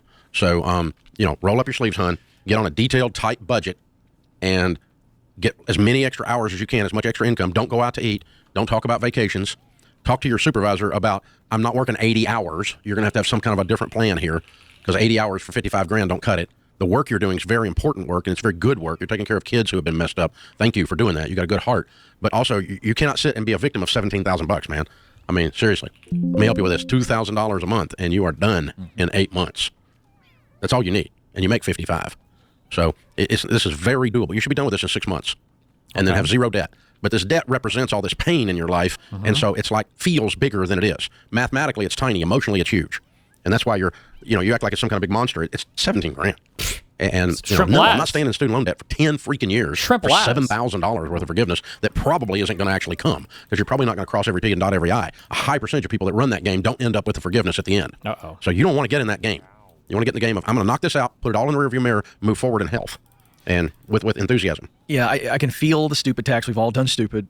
Every one of us, and that's what you're feeling. This is a breakup. She took your card, and so you've created this narrative. The way you led the call is that you have been victimized, and in all reality, you haven't. And I think Dave is absolutely right. The more you can quickly go, I've got to get a victory, and if I were you, I would go sell something today. If I could sell it for $500, or if I could sell 5 things for $1,000, get a quick win and put $1,000 down on this debt. You need. Did he ever say what the interest was on that debt that he has? Something to get those shoulders back a little bit. And there's nothing wrong with you. You aren't drowning in this. This is all a mindset because of what's happened to you and the way it happened. Learn from it. But get a quick victory. Like, happen to this. Don't let life happen to you anymore. So, quick lesson, folks. You need to have Xander Insurance's identity theft in place. I do, because they will take over an account that is actually identity theft. His wasn't. But actually as identity theft. They'll take it over and they'll deal with the banks. The banks will lie to you and tell you you're responsible for identity theft. You're not. When someone else misuses your name, that is criminal fraud. And you are not liable for a debt when a thief uses your name to open up an account. Don't let some banker tell you that. That's bullcrap. And you need somebody in your corner. Okay.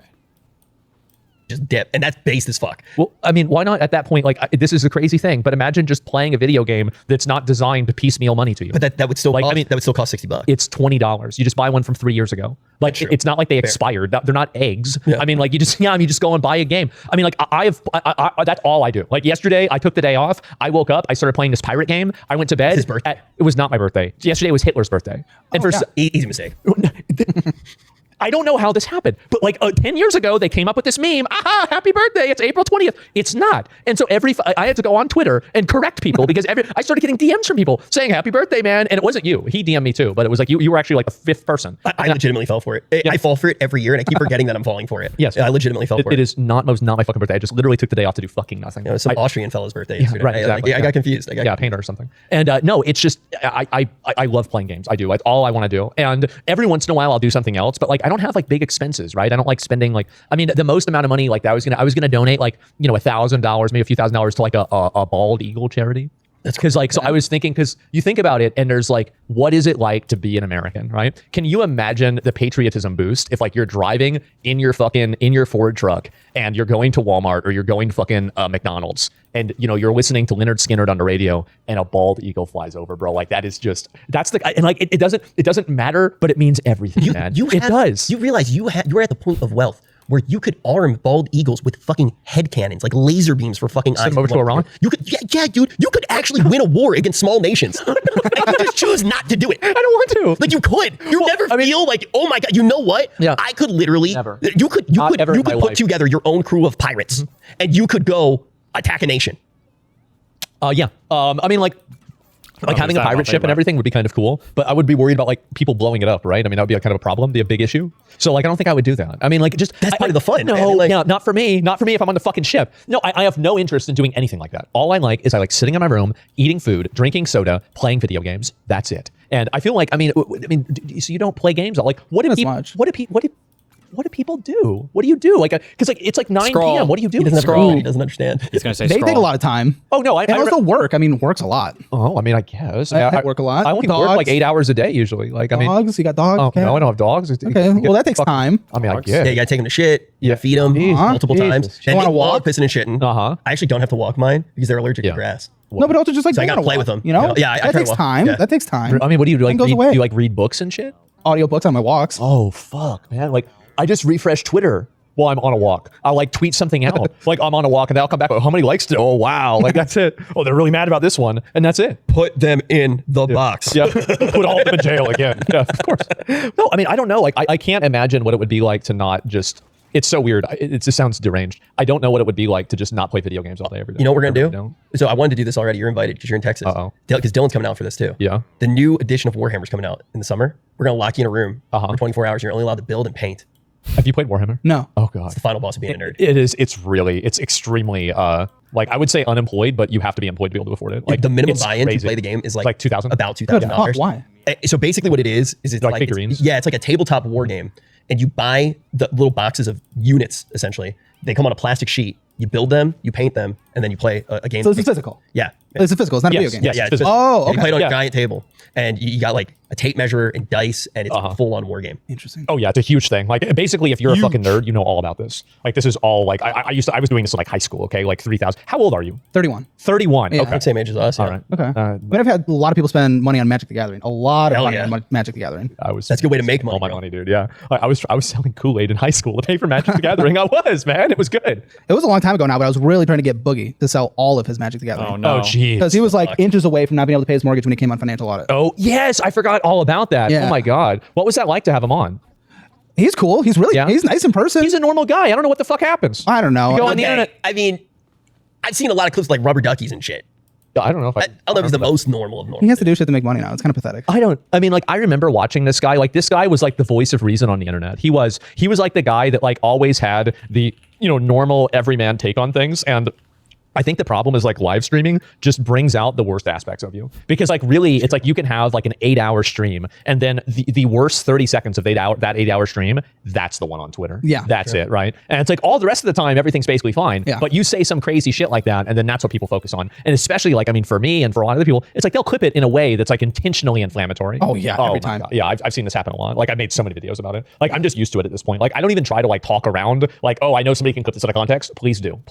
That's it's pretty engagement. No one gives a fuck anymore, really. Nobody cares. Like, I'm so glad the internet is the way it is now, honestly. Like, because for a while, everybody, like, you were not allowed to not give a shit about certain things, right? And like now I just feel like you can say and do almost anything that you want, right? That's a lot better, honestly. I like that a lot more, rather than like having a lot of gatekeepers and controlly people, etc. That's true. But your boys though, the people you used to do the podcast with, that you were just talking about. Yes. Do you miss friends? Yeah, a little bit. I mean, like I do. I mean, like, well, Twitch. So like Twitch had a major fracturing. Yeah. Like there was a lot of like gambling drama and like a handful of other like small like events. Well, it kind of created a schism between like different groups of people on Twitch, where it's like back in the day, everybody could agree to disagree, everybody could kind of get along. But I think that like those differences have just kind of grown over the years, and it's like now it's hard to reconcile that. Like, everybody farmed anything they could. They did. But you had 10 years for a lot of these people, or close to it, of you farmed everything and there was no consequence.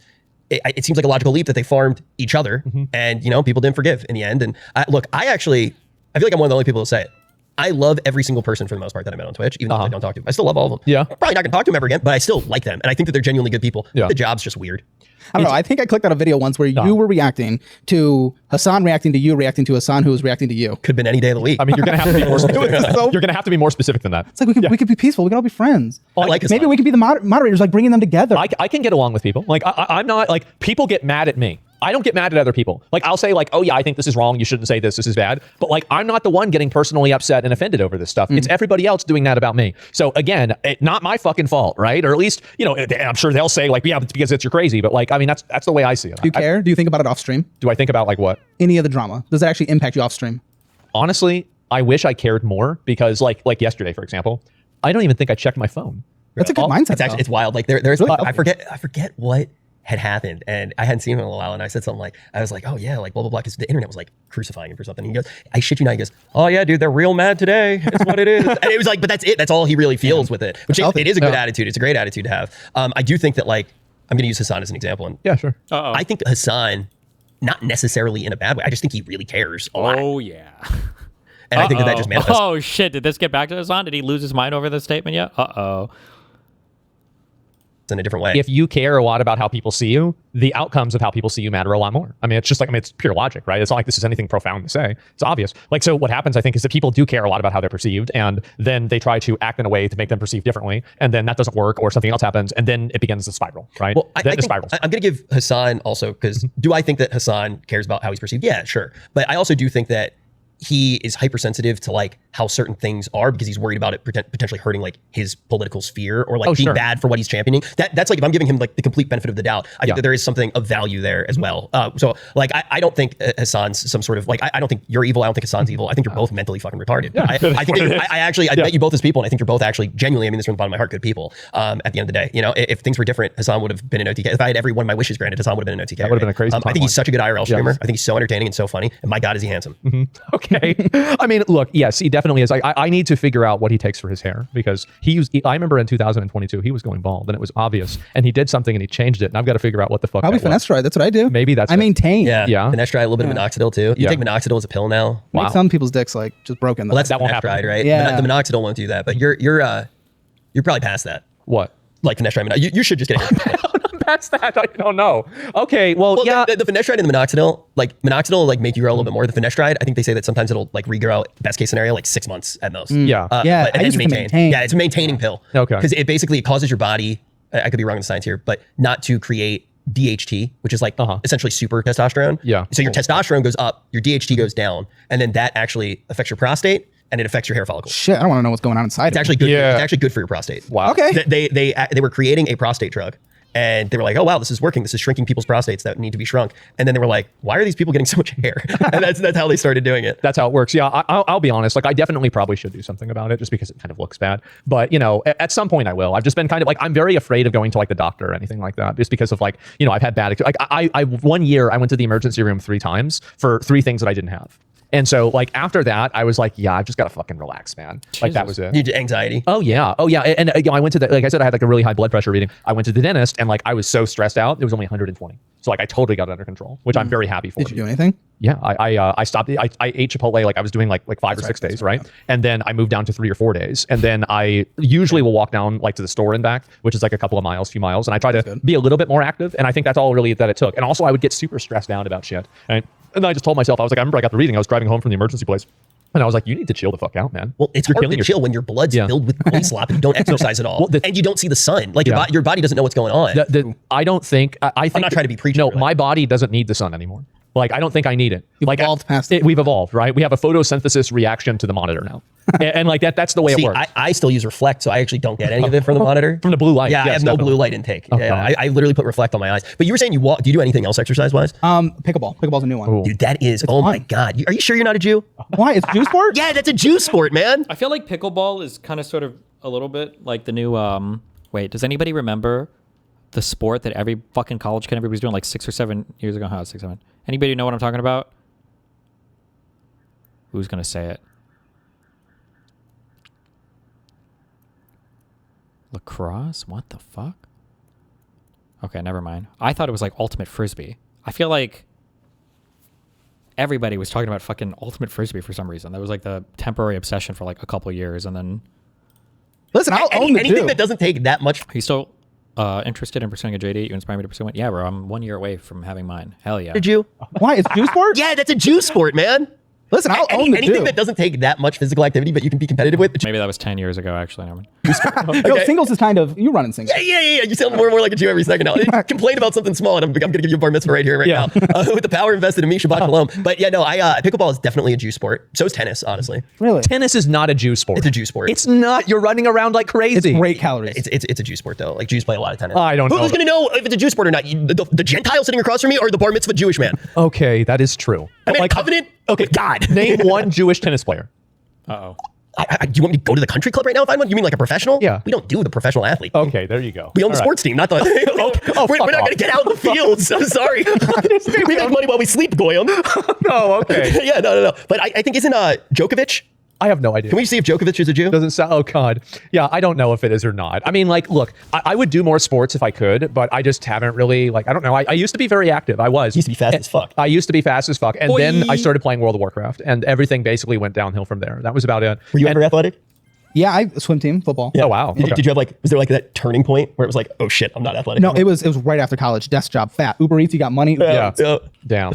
Yeah, I remember so I worked at Activision Blizzard before I got into streaming, and Bobby Kotick came into the office one day, and the New York Holy shit.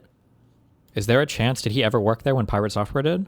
Office, they like acquired. You ever heard of MLG? It's like Major League Gaming. So like I worked there and it got acquired, right? And Bobby Kotick, the fucking legend, bro, Uncle Bobby, fucking flies in on his helicopter and he looks at the office and he's just like, oh God, I'm so Are you being sarcastic about your JD? Yeah, bro, I would have to go back and get my fucking bachelor's. Okay, stop. sorry that you're like working in these conditions. And that was when I discovered Uber Eats. I never got Uber Eats until Bobby Kotick gave us a daily stipend for Uber Eats. And man, I thought that the World of Warcraft made me inactive. It was Bobby Kotick. Bobby Kotick made me fat. Yeah, damn, that's crazy. Dude, but it was like such a generous amount of food. And I remember I would order fishes, like full on the dude, fishes. The fucking multi-billionaire. He doesn't even know. It's not been around Bobby here. Kotick. It's like, it's a bit of a running joke. I pissed him off, I think, that one time. Yeah. I had this clip that went viral of me calling everybody who played World of Warcraft retarded. And I said, you're running around like ants in Bobby Kotick's maze. And I did get fired 3 days after that, I think. They even unmodded him from the Twitch channel. No. I was still modded in the Twitch channel. And I banned Quinn69 when he was reacting to a World of Warcraft thing. I thought that they were going to unmod me. Ooh. But he was watching on YouTube, so he didn't even notice, and I unbanned him because I'm a pussy. Damn. But yeah, I love Bobby Kotick. He's like my celebrity crush. Why are you ordering single fishes? No. So when he gave us the daily stipend, I found this it was like a Cuban restaurant, like a mom and pop Cuban restaurant, and you could order like a whole fish, and it was so much food. So I would order like the family fish with my daily stipend, and I would eat the fish the whole day long. And I didn't spend any money on anything, and I'd have enough of a surplus that even on the weekends I would have enough food. Bobby Kotick paid for my entire life. Jesus. And he gave us free Skylanders. The thing is that everybody hated on that guy, but if you look at the stock for the company that he ran, went right to the fucking moon. Bobby's World, like, yeah, it was Bobby's World, man. Well, look what happened as soon as he was gone. Yeah, no, it is. I mean, Blizzard games now are like, they're not, like, you've never played, like, do you ever play an MMO? No. No, never. I have an idea. Battlefield, I like Battlefield 6. Okay, that's a good game. That's a game. Yeah, make our finances better. Okay. We'll make your life worse. We'll get you like a good video game. Yeah. We'll have him in VR chat with Soda Pop and wearing a furry tail by next time this week. I want to get into gaming. I got killer gaming PCs. I got like multiple maxed out ones. Yeah. 2 at the office, 2 at home, and I do nothing with them. You don't do any gaming. Wow. Almost nothing with them. Civ 5, a game from 15 years ago. Dude, you should try Pragmata. I'm curious if you would like it as like a non-gamer. This game like kind of blew up recently. It's a new Capcom game. I think it's their first new IP and quite. It's a brand new game. Like, it's wild. One of the main characters is like a kid, right? And kind of the story of the game is you're playing as like this. It almost has like a Banjo-Kazooie vibe to it. Well, you're playing as a guy, right? This is what happens, right? Is you're a guy and you go to the moon to solve a problem. And based off of the story of the game, you run into this little android girl and you effectively adopt her and she acts like a kid and you go around and she disables robots for you while you shoot them. It's actually a really cool game. It's a super short game, definitely a non-gamer game. So like if you're looking for a game to like get into, like he and I both played it and we beat the whole thing. Like you thought it was really good, right? At least an 8 out of 10, maybe a 9 out of 10. Very tremendous game. Great. I feel like you lose it though when you don't game for a while. Like I feel like I lost it. I tried to get into like any kind of game. You're playing FPS, right? Yeah, I get my ass kicked. Yeah, but I used to be like killer, like dropping slurs in the Xbox Live party chats. Like I was you great. can do that without even putting your hand on the controller. Trust me, I do it all the time. But the thing with games too, we're 30 now, so we're past our prime in the video game world.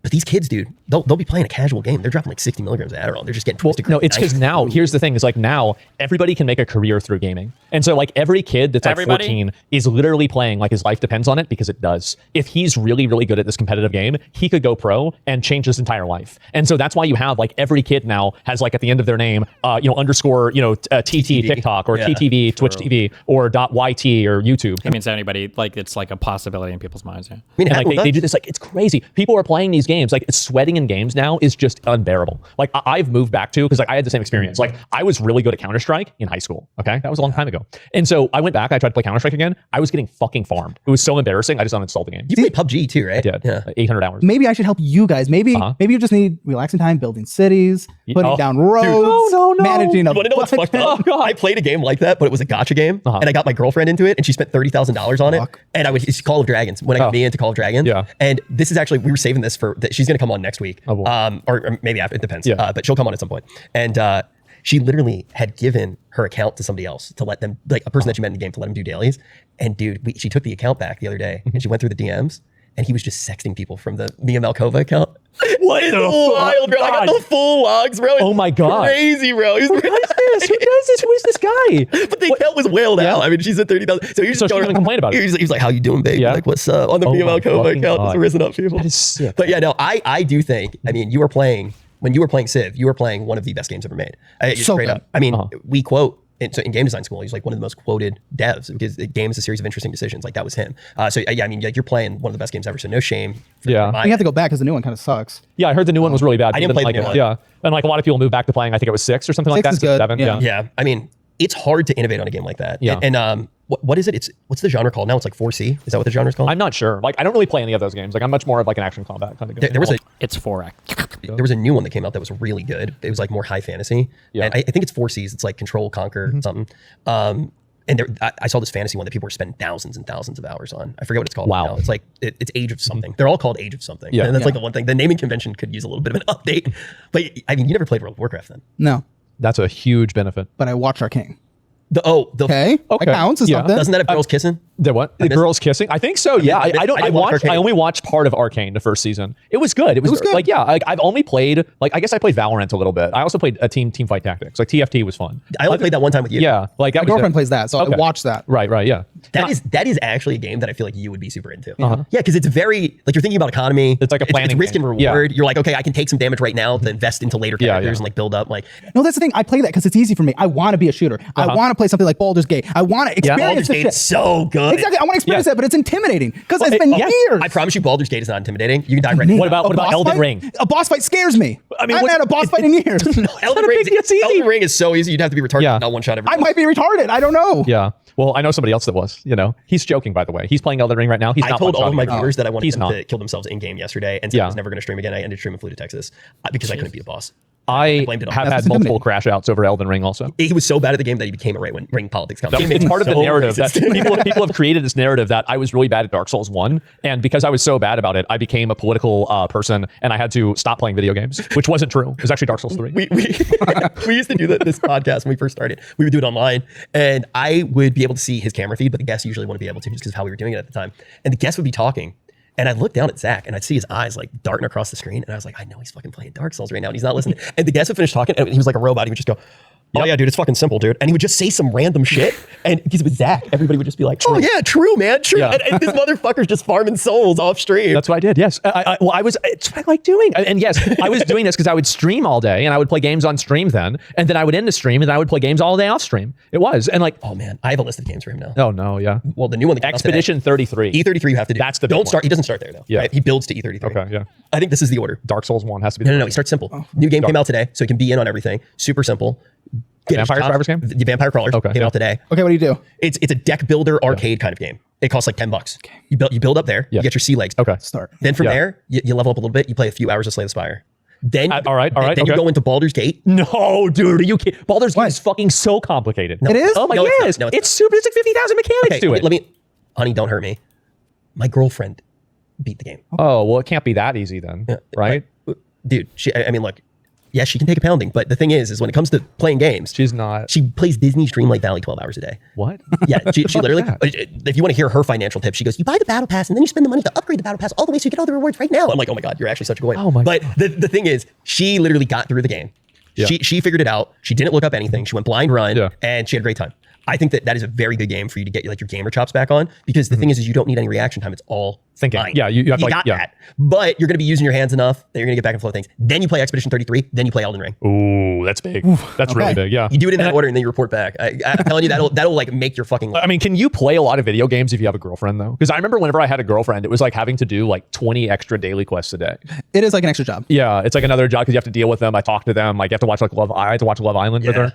Fuck, man. Yeah. Are you kidding me? Like, why? The worst part is when you have to pretend like you care too. Like, I give a shit. Like, I give a shit. Yeah. Does your girlfriend have that superpower where they can feel you resting, like across the house, and then they have to stop that? Oh yeah. Yeah. You're just like, dude, it's insane. That is the most. You feel like if you watch One Piece, you feel like the hockey. It's like, oh my God, she knows I'm resting, and then you just. What are you doing? Are you investing anything? Or are you like, it's like, so you're not allowed to rest? I'll hear my name across the house. Yeah. I know it's time. It's time for me. How many hours a day do you think you spend with your girlfriend? Okay, so I get off of work around 6. Maybe I go on a walk. Maybe I get home around 7, and then it's 7 to 10. Yeah, man. Then they fall asleep. But I love it. I like it. Yeah. How many years? Only a year. Oh, that's pretty good. Yeah. So it's not like wow. You're at a year, and are you guys living together? Yes. Wow, man, how long have you been living together? Like 6 months. Joint finances? Sorry. No. Could you imagine? Yeah, that would be really funny. Flip the script on him. Yeah. Watch like 3 episodes of a show, just take over, bro. Yeah, of course. But yeah, I mean, it's very rare that I hear somebody moving in. My girlfriend and I, we actually moved in. We're at 5 years now, but we started living with each other the first year. Mm-hmm. And honestly, it was the hack because we found out so quickly that it was serious. Yes. Yeah. That's the compatibility. People take forever to move in. You don't know. You could learn in like 6 months of living together that it's horrible after 5 years of dating and not living together. Yeah. It like super sped the relationship. I also speed ran a relationship like that, but not in the same way. And so I meet this girl, and then a month later, she comes to visit me. And then after the visit is over, she just stays at the house. Now she's just living at my house. And this is a month after I've met this girl. And then she was staying there, and we would regularly, like, we would break up and get back together sometimes multiple times a day. Like, this would happen all the time. And then I remember realizing, like, I was driving to, like, pick her up from, at that point, she was living at another house, because this was in between that. And, I saw that I had gray hair in my beard. And I was like, this is actually killing me. I'm dying. This is it. Like, this is the last one. And it was like, I remember very clearly I had to take the day off of stream because I was up until 4:30 in the morning arguing with her on the phone about something that, I mean, I don't remember. It was probably me that was wrong. But like, for whatever reason, like I had fucked up and I was driving over to see her because we had gotten back together that morning and I was going to take her out to lunch. And then we broke up later on that night. The thing is, I can't imagine him arguing. Zach is like, it's funny because when he's streaming, he's like an asshole. I am. But when you actually talk to him in the real world, he's a little bit of a softie. I try to be a nice guy. I try to be a nice guy. And I imagine he must have been a real bitch when he was getting yelled at. Just like, oh, I'm sorry. Oh, I'm so sorry. What I say. Like, what I would do is I would lay down and I would just wait for it to be over. Just fetal position. Just take the punches. I would just pull the what's his name? Johnny Somali. Yeah, exactly. So, no, one time I remember I was getting yelled at for something, and then she goes into the bathroom, and we're at a hotel, and she's like screaming at me in the hotel room, and then like she comes back down, and I'm just like, I am the worst. I did that. I'm sorry. And then finally, she gets into bed. She gets under the covers with me, and she's like looking at houses for us to move in together. Oh my god! Oh shit! That was a crazy trip. You know what I talked to Hutch about J Stock. He has a VOD on his channel shitting on J Stock. For how much did he talk about him? I actually have loved a lot because we were getting ready to have the kids 5 years. We're talking to a lot of my other friends who are like at that phase of life, and they were all like, "You should just do couples therapy." Yeah. And so we started doing couples therapy. And my God, dude, as a guy, I mean, this is obvious. Isn't it totally rigged against dudes? No. What? It's every guy I know. It's rigged against chicks. It is. Dude. Oh, because it's logical. It's completely logical. And it's just, it's literally like I like leave. Yeah. I like will leave therapy and like Mia will just look at me and she'll just be like, well, that bitch is crazy. Damn. And I'm like, yeah, honey, she's crazy. She's like, dude, my life has gotten so much better. Really? We actually, like, I have less chores now. Wow. Like, it's crazy. Wow. Crazy. It's actually crazy. That was the only complaint. So it's like to try to rein her in. Well, she was like, I mean, the therapist was just like, you have OCD. Yeah. And it's not his fault. And now I'm like, do you want to still stack crates all day long? She was like, she literally, my girlfriend would wake up and she would just start stacking. That's what I would always say. She's just like, I could hear her like, so a lot of the times I'll stream. So I stream after him. I do this thing called on Twitch, we call it leeching, right? So I wait for him to be done, and then I go live until he's. And then my viewers go and watch him. Yeah. Right. Yeah. So I'm up most mornings until like 7 in the morning. And so I'll start maybe around like 5 at night, something like that, my time. 4 at night, 5 at night. So I'm usually starting work when she's like going to sleep, and I will wake up because if I'm up that late, I'll sleep downstairs, and I would just hear her footsteps, and I would hear furniture moving and shit. Every day she would reorganize the house. She's out. Jesus. Yeah, every day she would play The Sims in real life. What the fuck? Yeah. What the fuck? It was wild. So I would have like straight up panic attacks because you'd go sit down, there wouldn't be furniture there anymore. It was like, wow. But it's all done now. Okay, that's done. Yeah. Yeah. But couples therapy was awesome. They do. I advocated for it immediately when we moved in together. Yeah. Just like, I believe in it, whatever. So we went, always takes my side. Yeah. It's beautiful. Damn. It's beautiful. Damn. Yeah. I swear, dude. I mean, like, are you gonna play a sports game without a referee? I'm all about couples therapy. Damn. I've never thought of it. Yeah, but the thing is like having a girlfriend is literally the best thing on the face of the earth. It really is. Like, there's nothing else that I've put time into that's been as valuable, right? Do you wingman for your boy? Well, I still have my ex-girlfriend's TV at my house, so I mean, like, I kind of got something out of it. ROI is insane, bro. Yeah. 8,000 hours, $170 TV, bro. That's crazy. It's a 70-inch TV. Sorry. Wow. But yeah, I mean, that is cool that you did the move in right away thing, because I never hear, but every person who I talk to who's done it, it worked. Yeah, or it doesn't work quick. Can you figure that out? Exactly. They're on to the next thing. Yeah. Both parties are better for it. Don't waste your time. Yeah. Absolutely true. Do you see a lot of couples though that like go completely the wrong direction when they move in with each other and try to merge finances too early? I feel like that probably happens, right? Yeah, people don't talk about their money before moving in together on our show. Like, they have no idea what's going on before they get, no, not even before moving in together, because they'll be living together. They don't know what's happening financially, but then they'll get married before they had a single conversation about what's your debt? What do you spend on? Then it's a disaster. Then they have to put like ultimatums and all this shit. Oh my God. I'm talking, This is why you always date 18, 19, 20-year-olds. See, all the red pillars are like they're trainable. They haven't been traumatized by other men yet, or they're whatever, virgins. That's not the reason. The reason why is because they have no debt, bro. That's a financial clean slate. Good credit score. Just kidding. Joke. Just kidding. Money's not fun with shit like that. I just could never imagine that, man. Like, that would drive me fucking insane. Well, literally, just like if they just asked a couple questions before they got married. Well, you realize that whatever relationship that you inevitably get into, it's pretty much impossible that you're not going to make more money than them. Yeah, probably. I mean, sure. Yeah. So like, I feel like that kind of makes it easier. You kind of know, that that's going to be a thing going into it. I mean, I think that as a guy, I'm a traditional guy. I think that if you want to get married, like, and you want to have kids, you should expect to take care of your wife. I do. And I don't think that you should force it. You should not force it, but like, or anything like that. But I think that's a good way to do things. It is. And nobody should have to, but it's something I would want to do. And that's at least how I see it. I think that's reasonable. Yeah. What's wrong with the wealth gap? What's wrong with it? That he makes more? No, I know. I said I think it's a good thing. Because you're not going to be caught off guard. Like, you kind of know the dynamic that you're going into. Yeah. Like, so you can be like, okay, like, I'm fine paying for X, Y, and Z. Like, I don't expect you to have. I feel like a lot of the issues that actually happen are just people expecting certain things, like expecting. That's what happened with my parents or something like that. Yeah, my dad thought that my mom would work. She didn't do shit. She didn't do a fucking thing. Hey, that's not fair. She knew how to order off of Amazon better than any person I've ever met. Whenever my girlfriend and my mom were living both in the same house, my house was an Amazon warehouse. I swear to God, we would get like 7 packages a day, and I would open it up, and it's like, what the fuck?